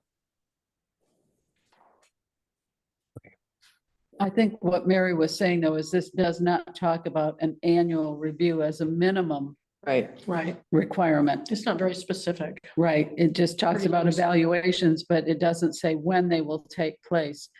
Typically, they're an annual review on the employee's anniversary.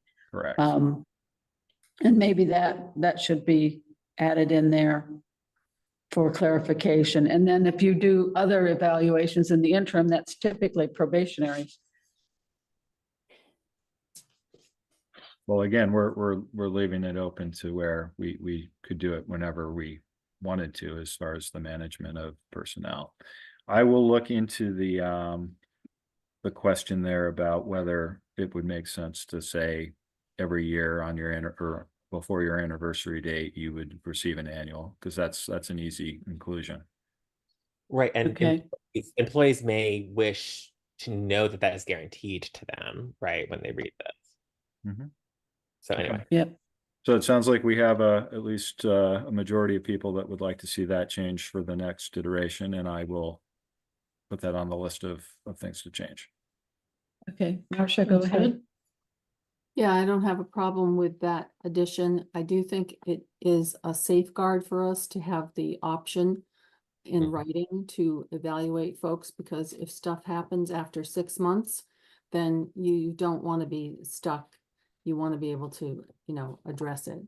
And other than that, I don't have any problems with this as it appears tonight. There's nothing else I would think you need to talk to anybody about. Okay, there were some other issues that came up along the way. Roger's question about sexual harassment, whether it should be a separate policy that should be looked at. What's the board's thinking on the accrued vacation, accepting it as it is, or do we want to consider changing that? I'll take a show of hands. Who wants to stay with the accrued vacation as it is in the policy? How many hands? Okay. All right, that's 3, so that stays. Addendum B, is this something that should be looked at and possibly considered for either pulling it or amending it? Show of hands if you think that this is a concern and needs to be looked at. Addendum B. All right. I just think it'll be, if we look, it's going to be a very deep dive. So I'm thinking that in terms of an ethical framework, it's clear, as Brendan was saying. In terms of discipline, I think it's not clear. There's no recourse. There's no recourse, so it's flawed in that way. But I would rather have the ethical framework in there than nothing. So that's why I would keep it. But I do think it's flawed, and I also think it's not a simple question. I think that council would have dealt with it. I think they ducked it personally. So maybe that's unfair, but I think Brennan has his hand up.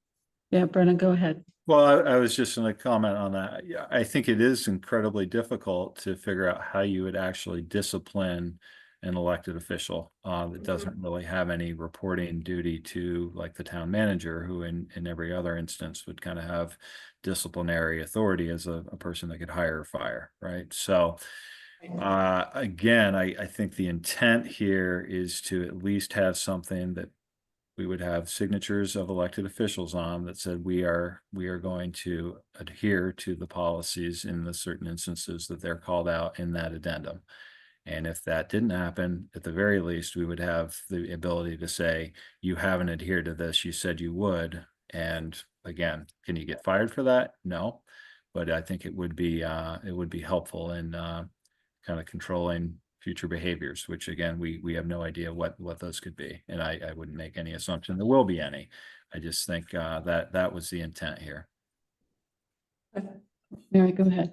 Just a follow-up, I think maybe there might be a way to kind of preserve this idea of the ethical framework, but have some kind of modification of or removal of the disciplinary part, because it's just so obvious that an elected official is not going to be disciplined in any way that's described in this document. It's not a managerial relationship. So either a disclaimer saying that, you know, the disciplinary process doesn't apply, or something to make it more clear, because I don't think it's clear. Or to say at the beginning, we're considering this personnel policy to constitute an ethical framework for elected officials. And by signing this, we expect them to adhere to it, but you know, it's nothing beyond that. It's an ethical framework. So Roger, go ahead. So, but I think that framework is really important. I think we're looking at this as something for the consequences to the elected official, but we should think of it perhaps instead as the protections for the employee, right? So if an employee is treated in a way by an elected official that is covered in this policy, then their manager understands that they have a duty to protect them under policy, right? And so I think there's also that element too, where you like maybe you don't discipline the employee, but you're sending, it's very clear to the management team, the town manager, that he has obligations to do something for the affected employee, right? That's a good point. So it's just like, and then because the first thing they're going to say when you go to seek like legal advice or HR advice is like, well, what do you have on file that like codifies, you know, that makes them understand that this behavior was unacceptable? And it's like, well, they signed this policy. And it's like, okay, well, then there are resources that are needed here, right? So, and it, rather than the board sort of mediating every personnel dispute, which we like, God knows, like we've all done that to great personal loss for everyone involved, right? This now provides some kind of directive, and it takes a manager with leadership to understand that nuance. That's it, right? Marcia, go ahead. Yeah, I think we can't forget that some of the things that are listed here are, you know, things that would be actionable by law. They might not be in our power to bring them up, but they certainly would be by the people who are sexually harassed or whatever. But we also do have the power to do things like if there was abuse of town equipment, we could take away computers. We, you know, and there would be a public sanction aspect to it, because if somebody lost their computer access, there would be an explanation. Right? And so inherently, there would be certain things that would come out that would be, you know, it would be truthful, and people would have to recognize that the elected official was doing things that were against policy. So I think it's important that this is stated and everybody has to look at it and say, yep, I have to walk this line too. Even though I'm elected, I don't have a free hand.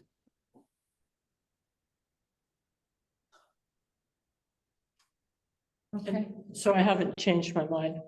I wouldn't pull it. But thank you for this conversation.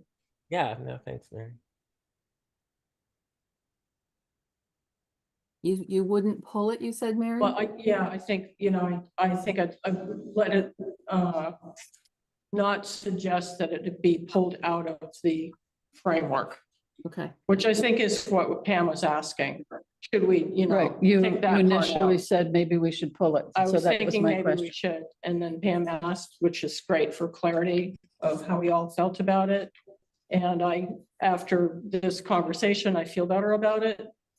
Standing the way it is, I think you couldn't really get to the bottom of it, but I think it's the strongest position that we could take as far as that question. So I'm willing to keep it in. Do you want to keep the comment about outside employment being one of the restrictions? I That don't you have to know. abide by the outside employment? I don't know. Is it, I have to quit? I mean, that's sort of odd. Where's, Yeah, Oh, right there. maybe we should talk about that. yeah, that jumped out at me. Section 9 is outside employment.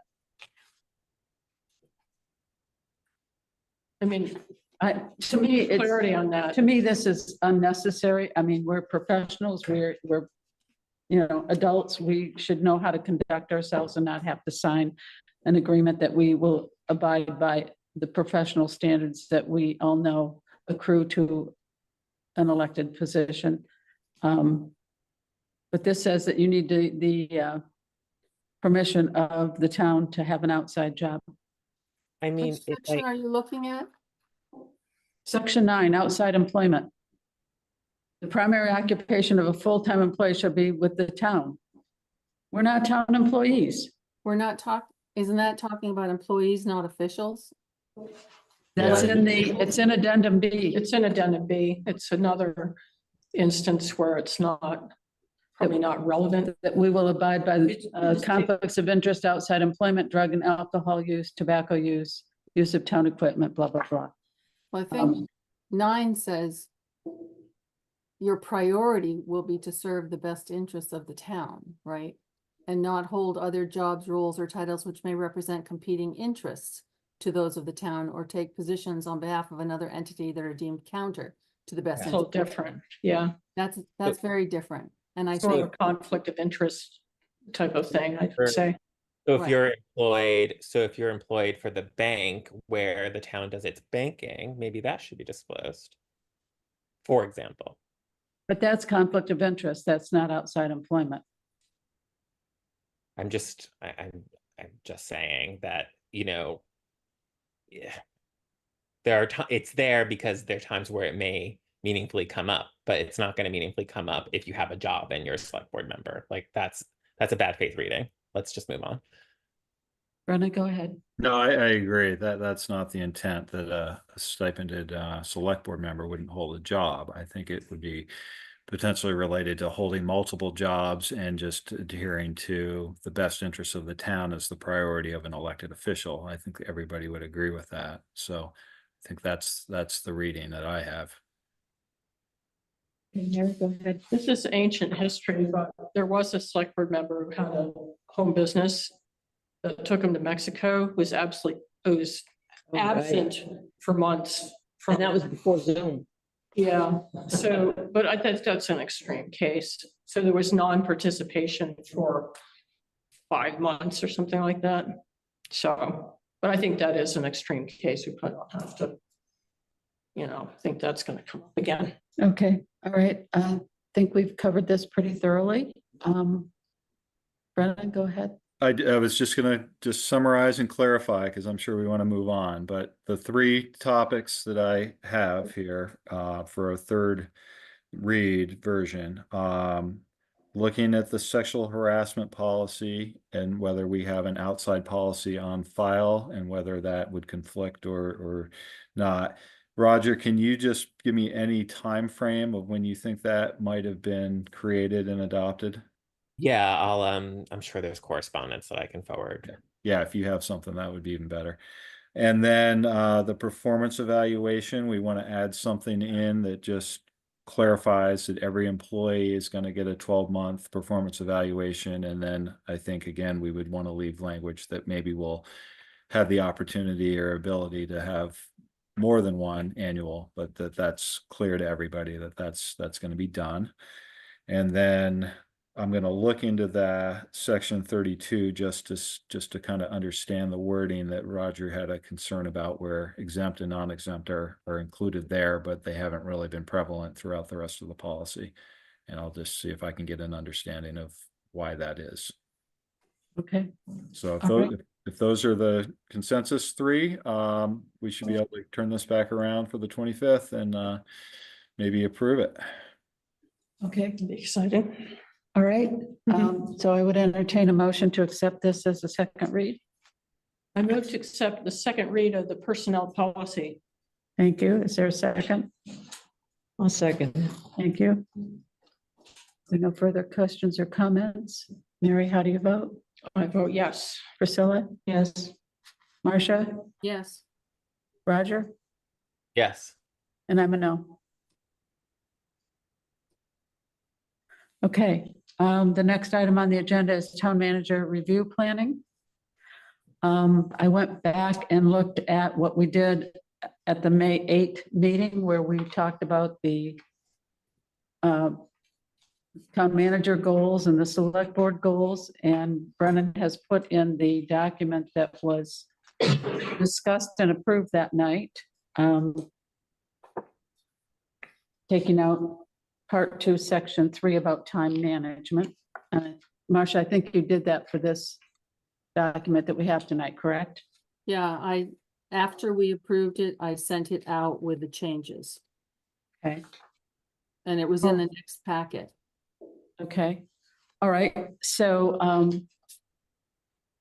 I think we need to develop a document for the actual evaluation. I have set October 9 as the date that we will do that. It will be an in-person only review.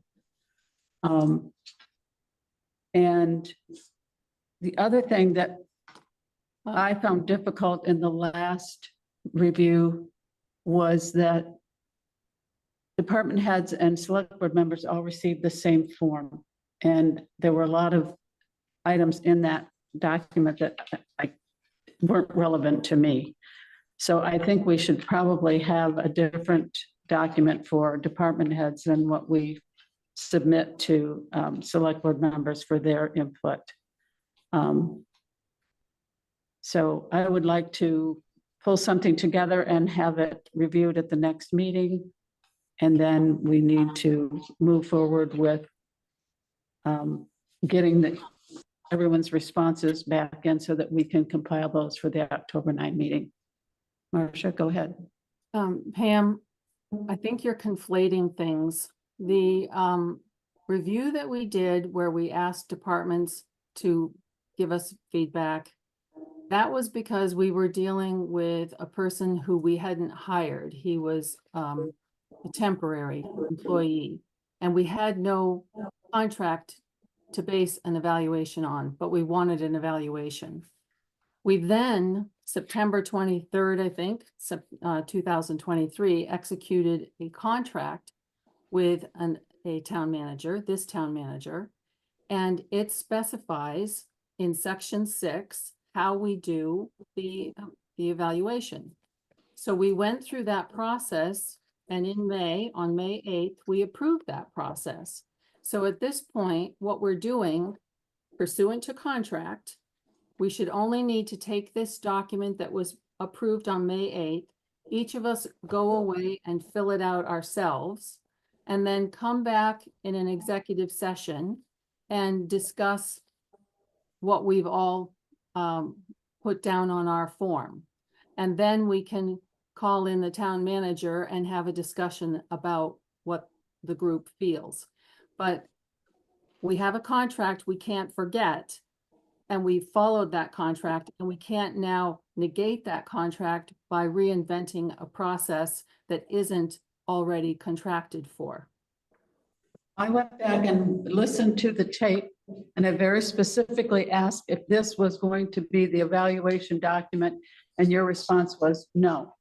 And I said, then why do we have this evaluation column here on the right about above expectation, meets expectation, or below expectation? Why don't we remove that? And that was not agreed to at that meeting, but you very specifically said this is not the evaluation form that we will be using. we have 5 months to develop the evaluation form that we will use. Those were your words at that meeting, Well, because I wanted to make sure that I clearly remembered where we were going with this. then why did we approve this for use on? I voted no, I didn't approve it. Well, I but can't, that's fine, you voted no, but the majority did, so, and what are you gonna do with the contract? We So have, what you're telling me is when you said this is not the evaluation document, that was not a true statement. no, I'm not telling you that because I can't remember saying that. I don't know which document we were talking about. I have a whole file of documents because this went through many iterations and we finally agreed on this one. And that's why I amended it as we agreed on May 8th and sent it out to everybody. So if you had a concern about it, then on the meeting after May 8th, you should have said something, but you'd already voted. Said something on May 8th that, and I asked, is this the town manager's evaluation form? Is this the form we will be using? And you said, no, we have 5 months to develop the evaluation document.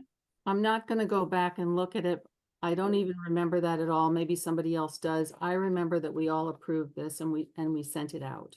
And I also know that we have a contract.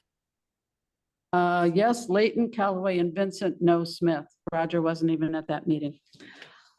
So.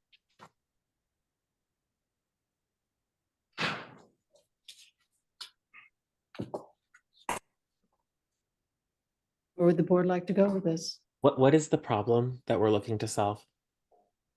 Well, I think that we should get input from the department heads as to whether they are, comfortable with the management of the town, But clearly, Marcia's not in favor of that.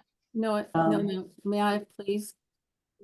I, from the beginning, have said we have a contract and there are 2 paragraphs, A and B, under section 6. And the first one talks about how you develop goals and performance objectives. So we had several documents, and it may have been one of those that Pam is remembering incorrectly. No, it's this one that's in the packet. Well, whatever you say, but I do not remember that, and it's irrelevant. We have got this objectives and performance that we had to do by contract. So we did it, and we created this document. And then paragraph B says that we are going to do the evaluation in accordance with a specific criteria developed jointly. So we're now at that stage. This is the criteria, and we just need to proceed with this form. Did And we not have a contract with the interim town manager? it doesn't matter. That contract is now gone. It doesn't exist anymore. This is the contract we have with a full-time town manager. And I would just also say that I think we should do this at the next meeting. I don't see any reason why we can't. And pursuant to law, I'm not going to be there. It's going to be, for me, I'll be on Zoom. I won't be taking a computer into the Okay. executive session. So if you're not there, you won't be participating. So, Sorry, Sam. Sorry, Pam. That's not going to work. That doesn't I'm sound right.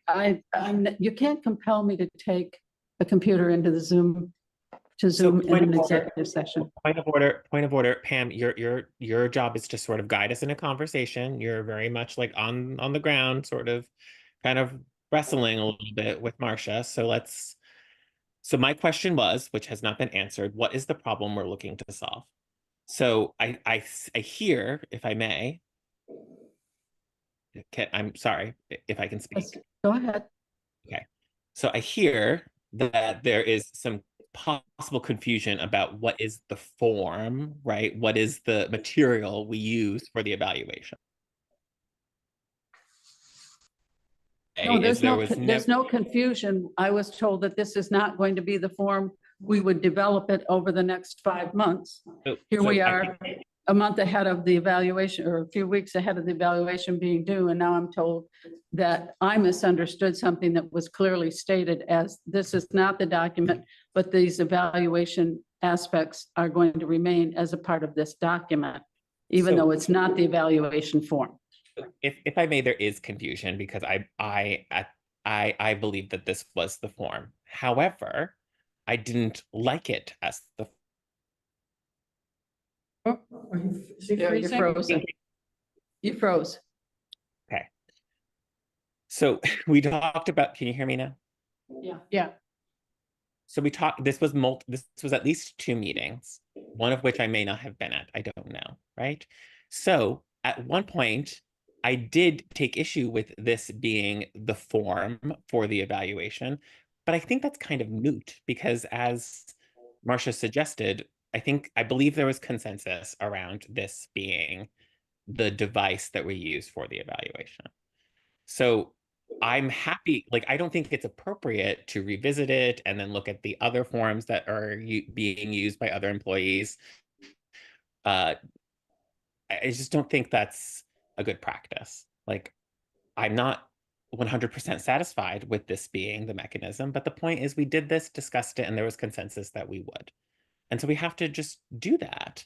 As much as I would love to relitigate the past and my dissatisfaction with this, that's not what we do here. So let's just move on and use the form. Okay, Priscilla? I thought a few minutes ago, one of the questions was about getting feedback from department heads, which to me is a necessary part of an evaluation. You ask the people under the person you're evaluating, what you want feedback from them. And I don't know if that got lost somewhere, or the idea was that this one form would be used by department heads as well as the select board. I mean, I don't think this would be particularly useful for a department head. I'm just confused on where we are, and also my brain being my brain, I don't happen to like formats like this. I would have lots of comments that I would be writing in.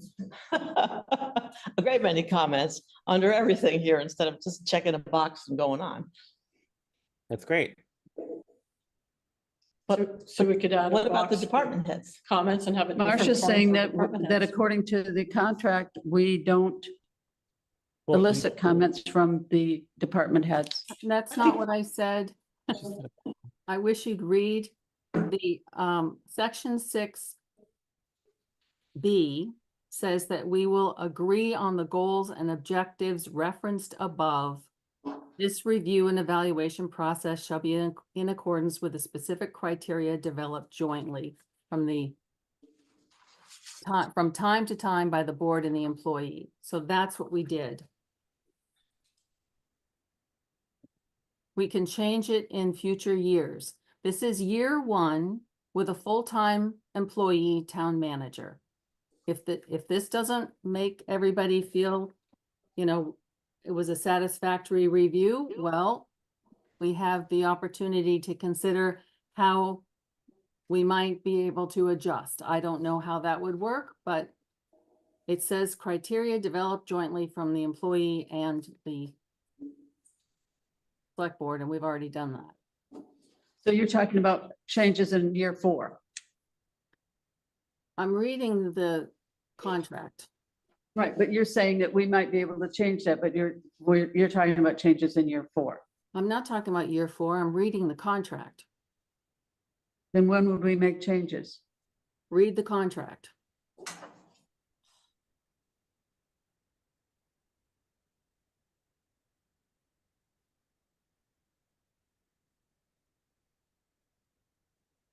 Brennan has this, but I know we should probably hear from Brennan and Pam, but I still don't understand what is, so it sounds like there's the question on the form, but then you have this other question of like who uses the form, or what is the. Are we asking department heads for their input? Do they feel they have a good working relationship with the town manager? Do they feel they're getting what they need from their town manager? And apparently that's not something that's acceptable to Marcia, if I'm understanding her comments clearly. No, would you stop, please? You're always recharacterizing. The form is dated May 8th, and that's the performance objectives, etc. Board and employee. So that's what we agreed on May 8th. Yeah, I don't know if the employees would, I don't think it would be fair, nor would they be qualified to evaluate these categories because they were developed by the board as per contractual agreement. Like, I think one of my issues back in the time Nope, you froze again. One of your issues was, one of my issues at the time was that it didn't allow for like broader characteristics around, I don't know, work productivity or like collegial relations or sort of these other things that you sometimes see in employee evaluations. But this process or this form, this language lacks that. So there's no reason to consult anyone but the people who are supposed to review him contractually. Mary, go ahead. Should we maybe close this discussion tonight, but each write a memo about what we want to see or what we accept? I mean, to me, the May 8th form is fine as it stands. I might want to, leave out the part about the human relations aspect because I think that's going by. But that's a whole other thing we don't have to discuss. But I do think it's helpful to get feedback from employees, and I agree that that's not the forum to do it. But if, I would be happy using that May 8th form, change the dates. And then I think we may have somewhere a form that solicited employee feedback, because I know we've done that in the past. Or have just a very simple one. How are things going with your manager? Right. The last time Marcia developed this form, and it was distributed to all department heads and board members. And everybody was asked the same questions and then given a opportunity for an overall summary of performance. At the meeting on May 8th, the town clerk stood up and said that as a member of the school board, they evaluate the superintendent annually. All of his underlings are given the opportunity to have input. They are asked 3 questions. 1, what went well this year? 2, what didn't go so well this year? And 3, what are your goals? And I don't have a problem with asking employees what went well and what could have gone better, and getting that kind of feedback. Go ahead. Would you like to take a straw poll and see how many of us agree with that? We could do that. Why don't we just do that? This is just specifically employee feedback question. You mean, how many of us want that? Yeah, how many of us want to do that? Because we're going around and around and around on that one. Could I make a probably all comment? want. Yeah. Could I make a Brennan, comment? go ahead. Okay. So what we did this spring over the course of, I think it was maybe 3 meetings, it was an extended period of time, was try to come up with meaningful evaluations for my performance in this job. At that point, on May 8th, we had, again, in the 5th or 6th iteration of a document, agreed that this was the document that was going to be used at the end of my first year of performance. So I would appreciate it if that was what we stuck with here. I have no concerns that I'm going to have any negative reviews from department heads who are reporting to me, but that's not what we've agreed to do. And I feel it is kind of important in this case to kind of adhere to what I was told my evaluation would be 5 months ago. I think the whole idea was that I would have some goalposts here to say, what am I trying to accomplish? I think I've accomplished most of that, and I'm confident in that. However, it was not, we're going to go out because one person said another entity does an evaluation this way 2 weeks before the evaluation and change this. So I feel pretty strongly about that. My second question or comment would be, if we are going to try to do this in person, that the October 9th meeting, I don't think it's going to work for me to do that. I could do this at the next meeting on the 25th and make sure that I can make arrangements to be in Norwich for the evening. But that would be my preference as the person who I think is pretty critical to having involved in this. So I don't know if other people are in agreement that we could do this on the 25th and not as Pam had proposed in the agenda on the 9th. Marcia's had her hand up for a Mhm. while. Yeah. Marcia, go ahead. Yeah, I think the 25th would be fine. If you remember when I started drafting this, I had this document went through many iterations. And there were lots of goals that were listed and we carved them down a lot. And so in the future, when we're doing this, it's a yearly evaluation, our goals could shift so that we say, especially if we're hearing from people that there's a problem with the town manager, then we could say one of the goals is to find out, how the town manager is functioning with his employees. I don't know what the language would be. But right now, I think this is something that was developed pursuant to the contract by all of us. It was approved, and rather than make more memos and things, I would just say everybody should have a copy of the Word document, and it says for each thing, your comments. So board and or employee comments, and that's where you could, under each category, write your comments. And then if we all bring those into an executive session, we can share them and understand what people are concerned about. I don't think we have All Word in one doc? documents. I don't think we have a Word document, Marcia. I think we have a PDF. Well, that's easily remedied. I can give you a Word document. I created it. All right, go ahead. I would like to follow up the process as outlined by Marcia. And the date being the next meeting. I think we're really overdoing this. Well, it's going to be a very full agenda because we've already earmarked several things to be on the next agenda. But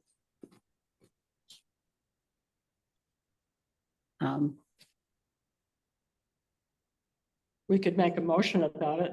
Marcia, you're always talking about that. I'm happy to make a motion, but Roger, Roger has his hand up there. Roger, go ahead.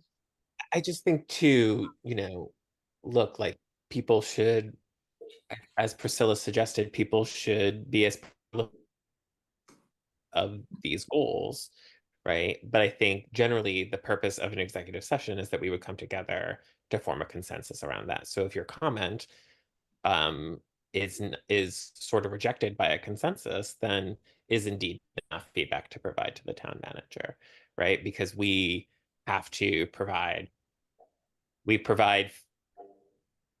feedback as a body, right? Not just 5 individuals with our own nuances for the goal completion. So we would even have to decide as a group, right, whether or not, a minority voice is part of, a relaying to them. But I'm sure we'll discuss more in executive session. But I would just like to remind people too that have to do the full consensus of the group.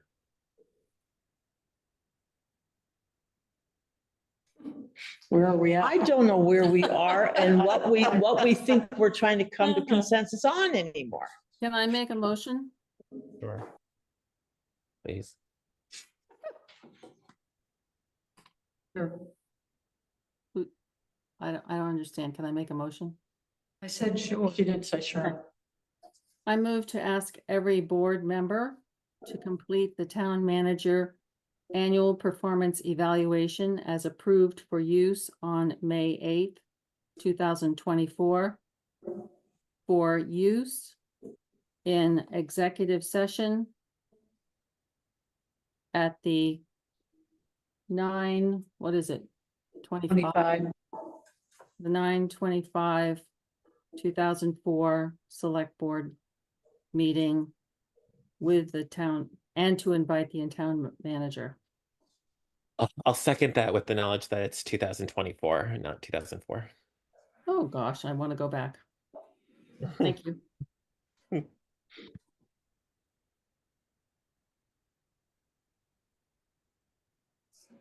Okay. All right, we have a motion on the table. Is there any other discussion? Anybody second it? Yes, I guess Roger Roger did. Okay, thank you. There's no discussion. Mary, how do you vote? I vote yes. Priscilla, how do you vote? No, Marcia, Yes, Roger, Yes. and I'm a no.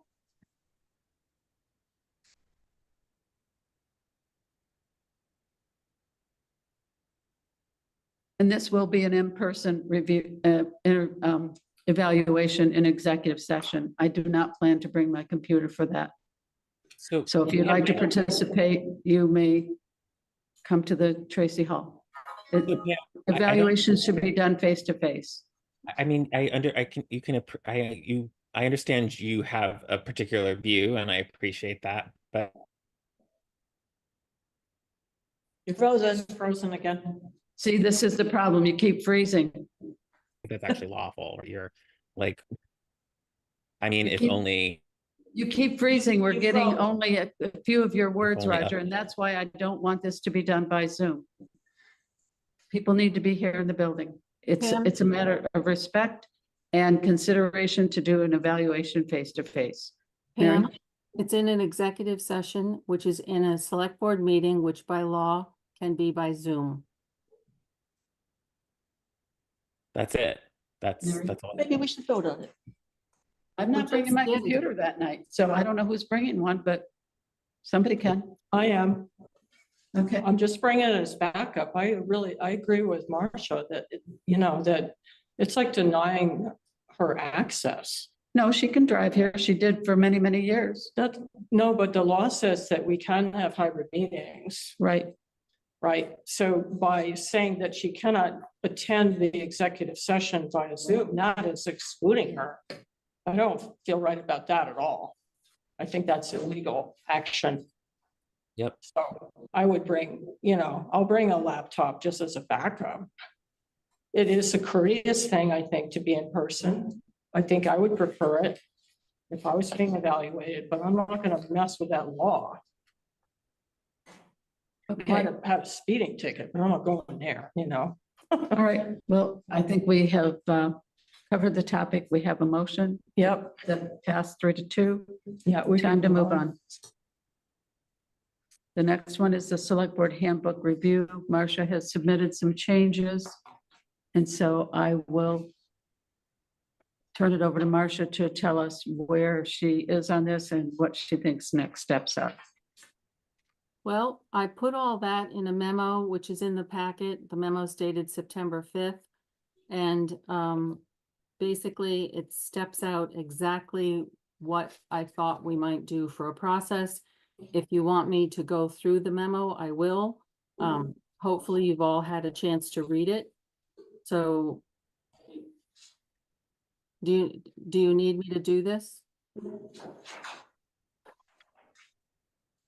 If you could just tell us where we are on this and where we need to go. Summarize it, if you would, please. Okay, so where we are is we are looking at the charges for each committee. I wrote with permission of the entire board to the committees. I have heard from some of them. I have prepared tonight 5. The Conservation Commission, their 3 subcommittees, and the Recreation Council. The process that I'm suggesting is listed at the bottom of that memo. Compare the spreadsheet data, which had the posted Norwich position description, as well as the charge submitted by the committee, because committees are sometimes submitting charges that are a little bit different. Then check to see if there's a statutory change, then suggest any amendments we think are necessary to include the statutory charge.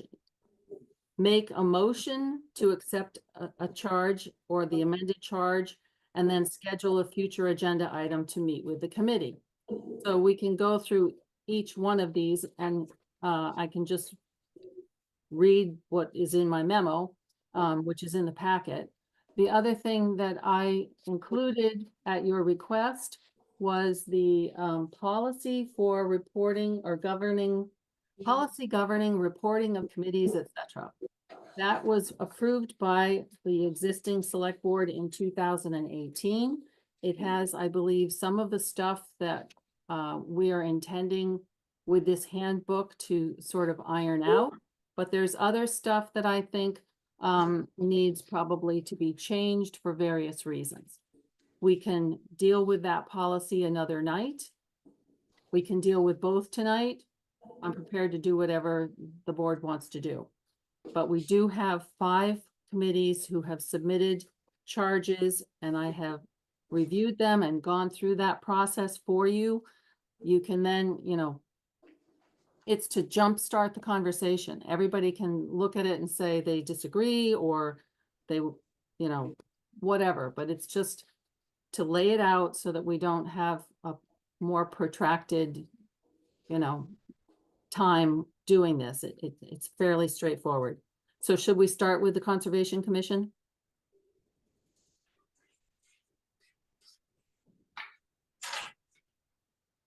And you want to review their charge with us tonight? Is that what you're proposing? That's What right.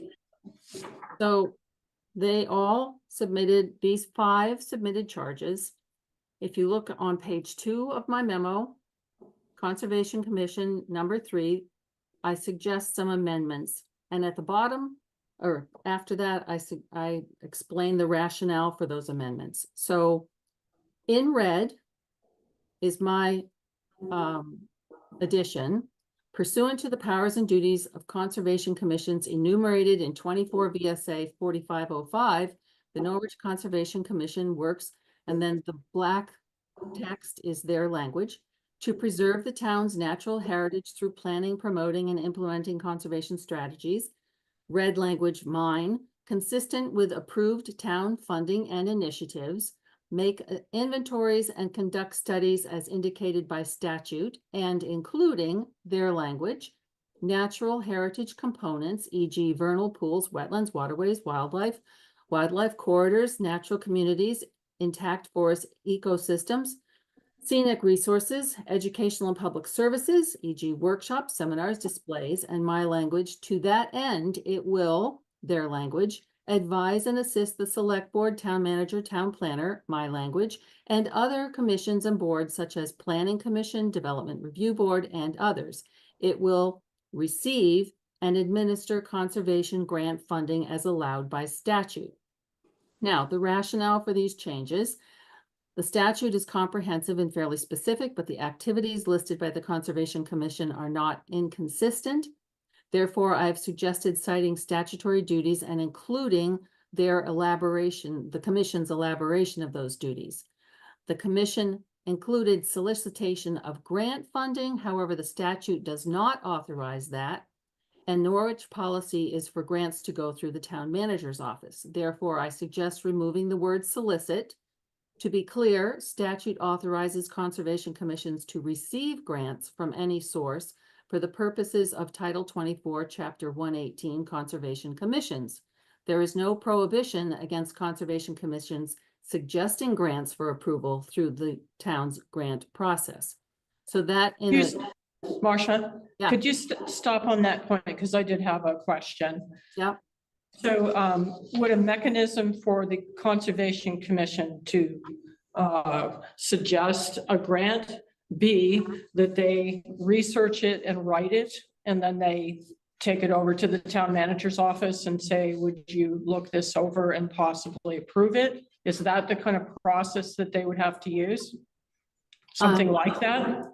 I mean, Because you got them in a little bit of a box. They're able to receive them. They're not able to solicit them. It has to be through the town manager's office where they might be pretty busy. So would it be allowable under the framework that you're thinking about that they could, you know, kind of research and get it set and then present it? Because, you know, if you shifted all of that over to the town manager's office, I don't think it would get done. And I don't think we're trying to do that with this framework. right. We're not trying to squash the, you know, we're not trying to prevent the natural activity and prevent the technical input of the Conservation Commission, which could be considerable considering who signs up. So I'm just asking a clarification on what that process would be. Yeah. In your view. I didn't address that because I felt like that's kind of stepping over into the town manager's purview. And so I think that's the exact question to be asking here. And I don't think it should apply to just necessarily the Conservation Commission, because as we just saw, the Affordable Housing. Right. So could we just put an asterisk on that part as a kind of something we want to think about in developing this handbook? It's like what would be a reasonable, effective, streamlined process for grants that would serve a purpose that's kind of, out in our sort of satellite committees and informed by their expertise, but somehow flows back through the town manager's office. Just to not, put this in stone the way it is, where it's not clear. Or it might feel by the various committees that, oh, we can't write any grants anymore. It's all got to be that we suggest to the town manager, oh, it'd be nice to have this grant, but they can't go out and actually kind of research it or think about what would be appropriate or what would be technically possible. There's a lot of legwork that could be done out in these committees. Yeah. Go ahead.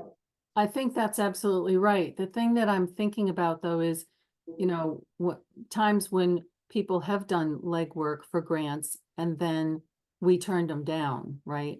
And that doesn't look good. So I think it would be helpful to have the town manager's input with this because we do need sort of a streamlined process so that we're not quashing initiative by these committees to get money to do the work that they need to do, but also think about it for all committees. And we don't want to have people applying, to get a grant for an elephant that we don't have any way to house. Right. So I don't know how we manage that. And so I kind of like to hear what the town manager says. And I don't think we have to solve it tonight either, but I think we should maybe leave it as an open question if it's not, immediately apparent what that should be. Yeah. Yeah. Maybe it could be a broader statement in the introductory material of the handbook about, we have a section on grants. Here's the process for grants. And that might be good to have some general grant guidelines or something, or parameters. But also, I do think that a lot of that work could be done in those committees. We don't want to pile it on the town manager, but as we say, we want it to be consistent with town goals and policies, and we want the town manager to review it and probably approve it. So if that's a structure, there might be some grants where that's not required or appropriate, I would think. That's the other thing. Maybe Brennan would be willing to write up something for that structure. He had his hand up. Go ahead, Brennan. Well, I was just going to comment. So I've had a fair amount of experience with grants in my working career, and the easy part is writing the grant. Like the fun part is writing the grant. And then the administration that follows that, and some are simpler than others, but it's always a fairly significant amount of work and effort to kind of manage the life of a grant and the reporting that goes with that and the closeout pieces of this. So, I think it's certainly appropriate that there are leveraged funds that the town should be going after. And we kind of had the iteration of that when we were looking for the planning grant for the Affordable Housing Committee. And I think, it would be hopeful to have the town manager being able to early on say, this grant is something that is manageable and we could take this on because really the committee members are not tasked with that job. Once they get the grant, it falls to administration, and we only have a certain amount of capacity, even probably in the best of times, to do that. So I guess that's my comment is I think grants are good and they serve a purpose, but it also is a lot of work after the fact of receiving a grant that nobody really sees or likes. No, that's not the fun part of the grant. So if I may, Go ahead. Could you, could I draft something for you to look at and then present it for the board for an inclusion in the introduction? Sure, Okay. happy to. All right, Roger, go ahead. So, I'm fine, making a motion to support the charge with the amendments that Marcia proposes. My concern is, and I think we talked about this a little bit, where are all the governing documents for our committees? Like, surely this sort of mission statement portion, if you will, is that the only how do we talk about membership? Is there another document that talks about, like, there will be 7 members, there will be 5 members? And is that document sort of the rule of law, or is the handbook the rule of law? Like, I don't want to create multiple conflicting documents. Like, I'm just about where we are at that. So if we were to approve like sort of this mission statement, it seems like that's only one part of an existing charge, or am I wrong on that? If I may. Yeah, sure. So, what we decided last time was that the town manager's office would be the official location for that information, and they'll maintain a document that says this committee has this many members, and these are the members, and these are their terms. And that, I guess, do we need a document that says we presumably somewhere in history we approved? I remember this coming up for the planning commission years and years ago, but presumably the select board approved the numbers of committee members. In some cases, like the planning commission, statute says it should be this, between this and this, unless the legislative body says they want more. So I think maybe what we do is we look at that list that the town manager's office has or we'll punch up and then see if it makes sense to us.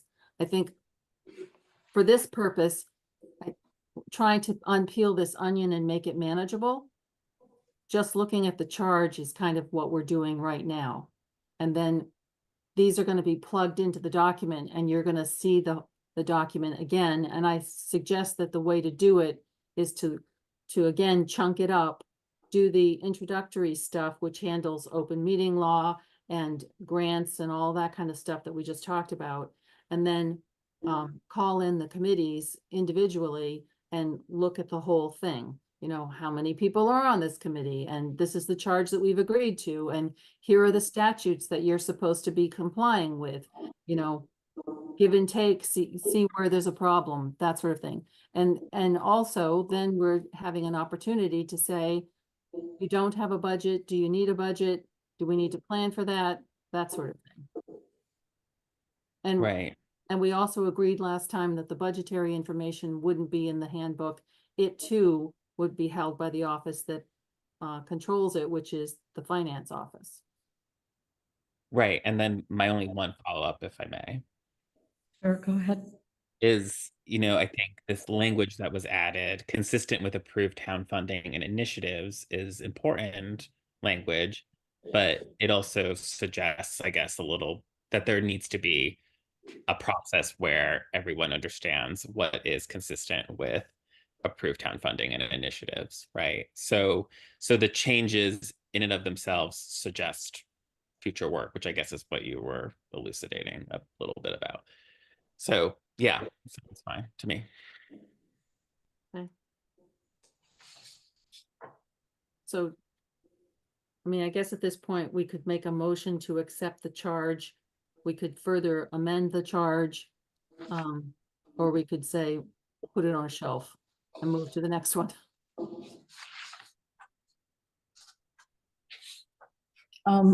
You had started creating pages for each of these committees. And maybe the thing to do is bring it back with these suggested changes on each page as you complete them. And then we need to think about a schedule to start meeting with these committees to go over this information and present it to them and answer any questions that they have. Yeah, that's what I had suggested. But I didn't want to put these in until the select board approved a charge. Because right now, we've got, in some cases, on the Norwich website, a position description for a certain committee. And then committees have their own idea of their charge. And so there's there's different stuff. Plus, in some cases, like Conservation Commission and planning, there's statute that says what you're supposed to be doing. So we potentially have up to 3 different versions, which is why I didn't want to, redo the whole document until we all agreed what we thought the charge should be. And that doesn't mean it's set in stone either. It just gives us something to talk to the committee about. Right. Mary? Marcia, I don't think I'd be comfortable making a motion on this charge until, without a little clarification on the grant issue, just because it seemed like there were kind of warring elements, like cannot solicit grants, but can receive grants. I mean, it's not clear to me. So I probably would not want to vote on it tonight. Okay, again, this is a statutory problem, but I think we have the power to solve that by making our own policy about grants. I think that's right, but I also think that if this is a handbook, people will look at the statutory requirements and say it's not clear what I can do. As a practical matter, those 2 elements seem to be preventing the Conservation Commission from initiating any grants or having any ideas about grants. It just seems to shut that down, Okay. that language. Shall we develop the grant policy first and then look at this again? Yeah, or something. It needs I just couldn't vote on it tonight. It just doesn't make sense to me. Well, I think they can solicit grants, but they need to understand the process that they need to go through to solicit those grants, and it has to go through the town manager's office.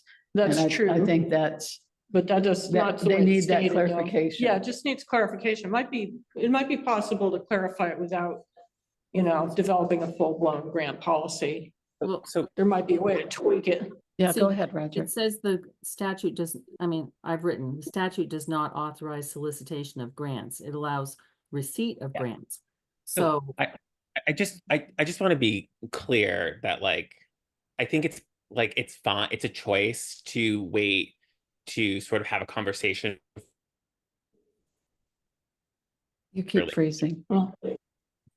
I think it's actually really clear. I think this charge suggests that you are the entity that tells us about vernal pools, but you are not the entity that contracts someone to go dig one. And that's what it is. And I think we're uncomfortable with that because we know that they do both. So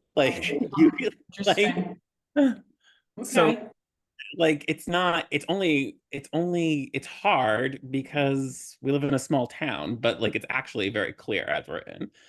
So you could wait until you have a conversation, or you can just enact the charge and know what's what. well, what we could do is I could just redo that page for that committee with this charge, develop the grant policy, and then we vote on it after we meet with the committee. How many more commissions and committees do you have to hear from before you feel like you have everybody's charge in hand? Is it quite a few? That was on the Excel spreadsheet I sent out a while ago, and That so was in the we've last packet. I don't have it right here. we've got, Maybe 10, It looked like there were quite a few 7 or last 8 time. left, yeah, 6 or 7 left anyway. I think we're 3 done, right? Yeah, it'd kind of be nice to maybe put this off until October 9, because the next agenda is getting full. And maybe by then you will have heard from these other committees and be able to come back with all of them, and we can look So- at the entire booklet. so if I do that, do you want me to put in the similar sort of work that I did for these, which is looking at what I think is the problem based on statute or whatever, or inconsistencies, and do the red text, etc., and just put that in as the charge? I think that would be good. I Mhm. like that. I'd support that also. Okay. So then we're done with that for tonight. What do you want to do with the policy governing reporting of committees? I don't know about everybody else, but I'm too tired to really dig into that right now. So let's put that up until October 9 as well.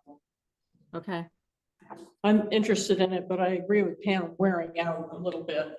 And some ideas, but So, yeah, let's table Sort of this table to that one. October 9, and hopefully you'll be able to have enough time to pull a lot more of this together. Yep. Without feeling rushed. nope, Okay. So Go ahead, Roger. we could just read the memo and then it would actually, and then come up with questions and then just actually make a series of motions. It's multicolored and long, but like it's clear. I'm not in favor of doing this all piecemeal. I'd like to do it in a more comprehensive way. And I don't know if others feel that way, but that's how I feel about it. well, I started out that way and I thought everybody felt it was too much, so I started chunking it up. But I'll go back to full. so could you clarify, Roger, you're talking about this entire process or the reporting policy? Well, I was just, so there's a couple of committees in chunks here that have where the charges are reviewed and suggestions by Marcia are made. And so you could create motions to adopt those charges tonight or whenever. That's the question that I think Marcia has put forward to us. And I left that motion blank because I wasn't quite sure where we wanted to go with this tonight. Well, it sounds like some people are running out of gas, and so I'm supposed to just put it into the full document and bring it back. Right, and we may not get through the full document, but at least we can see it as a document and see its entirety. Sometimes I find it a little confusing to kind of chunk it down and just see a few pages. So if we can see the whole thing, and then we'll get through, as much of it as we can on the 9th. And if we don't get through the entire thing, we'll tackle the rest of it at the next meeting. It is a lot. And I recognize how much work you have done to get us to this point. So, So may I make a suggestion then?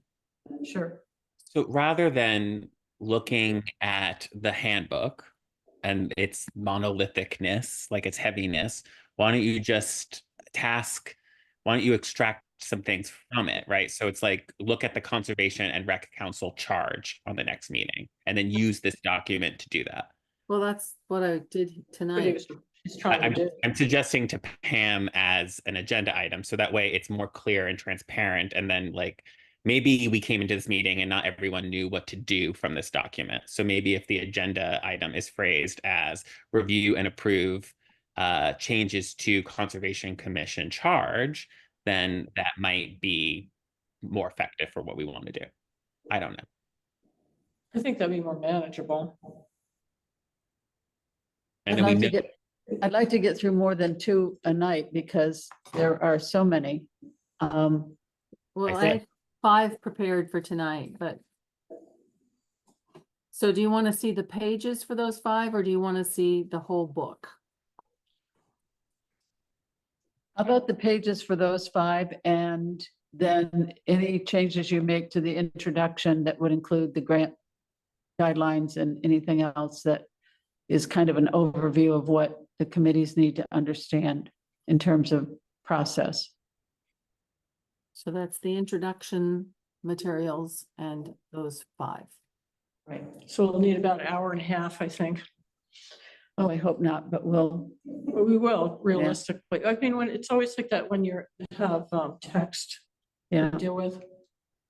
So I would say a maximum of 5 per night when we do this, and maybe we can knock it out in 3 nights. I forget how many committees we have, but it's quite a few. That's probably realistic, I think, for time. That's fine, but that's what we have here tonight. I know, but we're tired.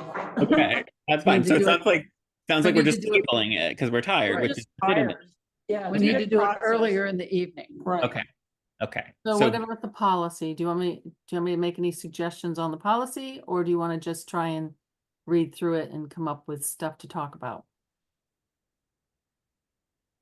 Well, I think on the policy, if it could be simple, I thought Roger's comment was very, it just clarified some things for me. He was talking about saying, oh, it's clear as day with the statute that the Conservation Commission cannot solicit, but can receive, because what they should be doing is researching and educating. So to me, that kind of clarified some things, but I don't know if that type of clarity would come from a grant policy that we'd think up, if you see what I mean. We might get really complicated and all bogged down, because line A would be something that would apply to Conservation Commission, and line B would be the affordable housing. I don't know.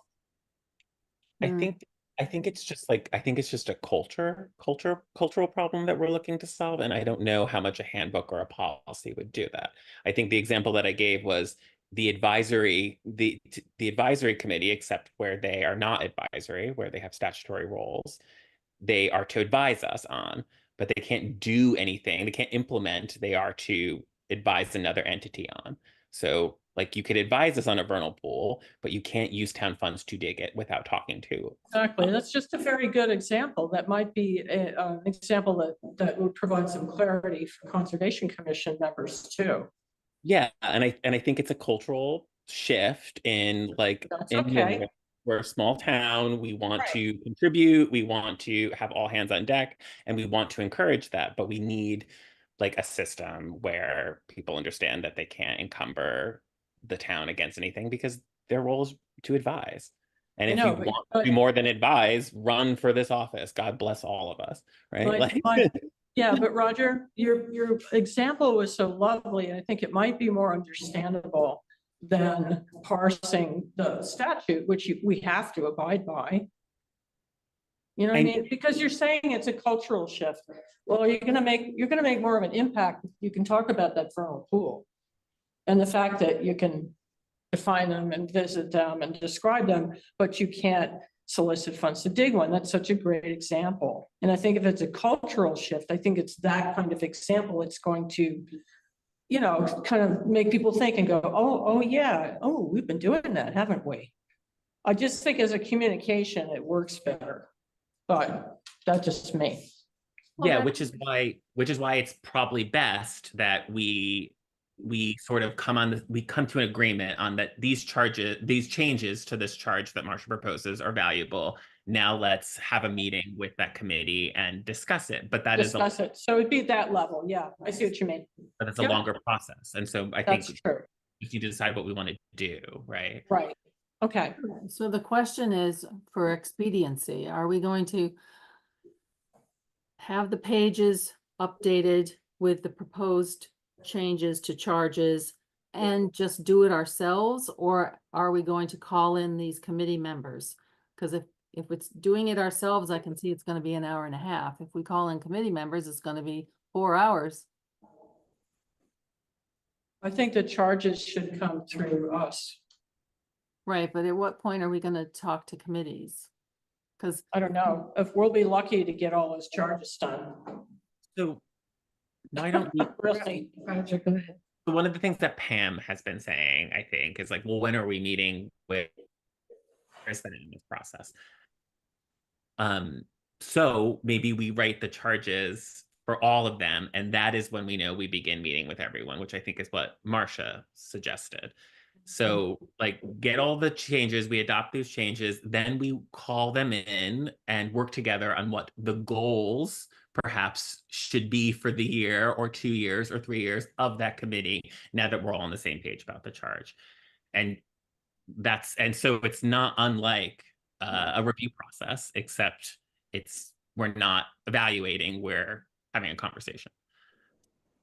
Yeah, I don't think we're ready to meet with anybody until we figure out where we are in the process and agree on the charges, agree on the introduction, and say, this is what we want to present to the committees, and then bring them in. And maybe we only schedule 15 minutes with each of them, not, an hour. Just try to give them an overview, answer any questions, and, keep the process moving. Well, I think in order to do that, when we've approved these ourselves, adopted the charges, we should probably send them out to the committees in advance so that they can sort of talk about them. I mean, they all will want to take it to their committees for a meeting. And so we should do that as early as possible rather than just put it in the packet for the meeting and say you're invited. Right. And That's true. we're coming right up against, the whole budget process, which eats up a lot of meeting time. So, if we can get it done before we go into the budget conversation, great, but I'm kind of doubting that we're going to be able to do that. November and most of December get eaten up by the budget process. Well, I'll Roger? document. But I think it's more than 15 minutes perhaps, because I think you might be saying something like, and we could talk about this then, but you're saying, now that we have an understanding of the charge together, thank you for your work. What are your goals for the next 3 years that can be enumerated here? That's how you find out about the vernal pool in that meeting. So that way, We could ask them to submit that in advance of their interview, if that's what you want to call it, with the select board. Right. So, do as much of this in preparation for meeting with them. We give them the charge, we give them what we're thinking, and then we say, we need feedback from you on the goals and, are you thinking about going for grants? Are there grants that you're aware of that you could apply for? So that we have an understanding of what they're thinking and how much administration it would take to administer those grants should they come to fruition. Marcia? So how about we, that's basically getting to the policy of reporting. So anybody have a problem with me sort of crystallizing what we just talked about into a new policy for reporting? Because presumably we would want to do this kind of thing, I don't know, semi-annually or whatever it is that we decide. So trying to kill all the birds we can with one stone. Right. Yeah, if you think that there are changes to this reporting policy that we need to think about, certainly present those ideas to us. Okay, so I'll have that for next time and I'll do it as if I can, a red line document. I don't know what it is, but okay. I have a comment about reporting. Can I? Yeah, sure. Just, I think it should be stripped down. It should be streamlined and, maybe a little less reporting. I like that there was a template included in the packet. I don't know where that came from, but that would be. And also that some of the points I think are already being referenced in the handbook. Purpose and goals, grants, yearly submissions. They're just things that overlap with what you're already doing. So anything to really streamline it, because I don't think we need more layers of reporting and bureaucracy. Right. And we see their minutes that come out from their meetings, but I don't think we've ever had the reporting. No, And maybe and what about compliance? at a minimum, once a year, they report to us what they've done over the past year and where they think they're gonna go for the next year. So what's everybody think? 1 year or 2 years? Or what? Every year we try and meet with people. I think that's kind of a big, knowing our schedule, that's probably a lot. So maybe every other year so that we could Maybe stagger them. stagger You know what I them. mean? Like get them and divide them up between 2 or even 3 years. It also depends on the time of year we try to target these interviews because Yeah. This is in the July. fall, we've got a lot going on. Over the summer, is kind of our slower time, but people are gone on vacations and whatever, so that tends to be So you an may, issue. so you may want the policy to do two things. One I think was a new idea. You would want them, this may or may not be the place where you, Oh, You Roger, froze again. you're frozen. It's a little frustrating. You're back. Go I ahead. didn't hear it. You said Yes. this may or may not be the place, and then we may- lost you. yeah, and it's, I have to get I know what the problem is. I will fix it. Next meeting. So, this may or may not be the place where you use, You froze again. Hmm, Do you need an ear? Sorry. this may case. Can you hear me No. now? No, you're No, very, now the audio is breaking up. you're very choppy. Okay. It doesn't matter.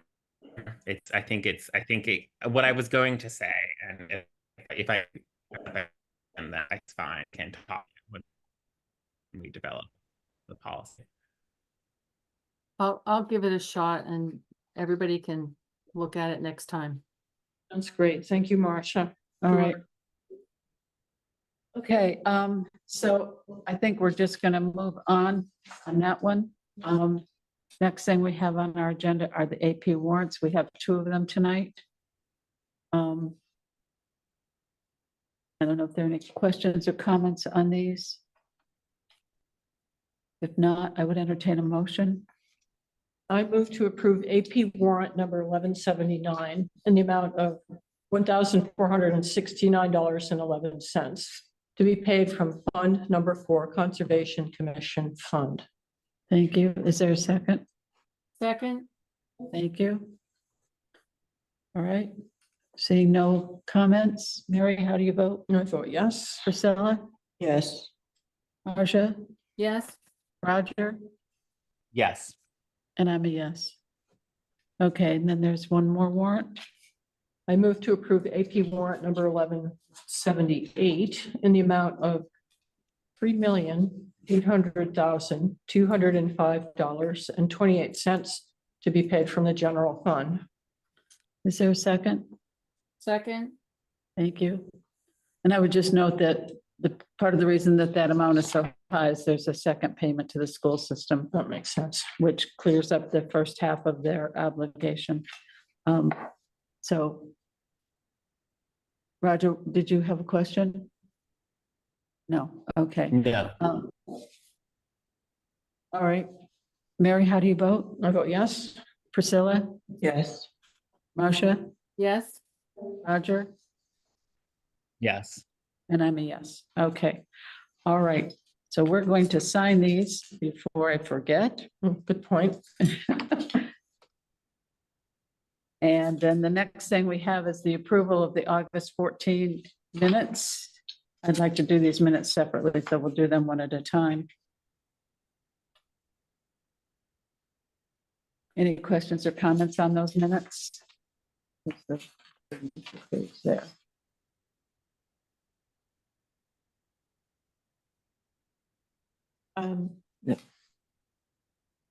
This is the second warrant. I think I have two copies of this. Oh, that's mine. That's mine. This is the Okay. first one that we signed. Page, okay. There's the second page. Okay, great. All right. Take care of that. Get that back to Miranda. I had a question about the August 14th minutes. Okay, go ahead. Some kind person took them and I don't know who it is. Maybe it's me. Sometimes To you? not. It was either me or Marcia, I think. it was me. I forgot to Oh, put the okay. signature on the bottom. Okay, no, thank you. Okay, any other questions or comments on the August 14 minutes?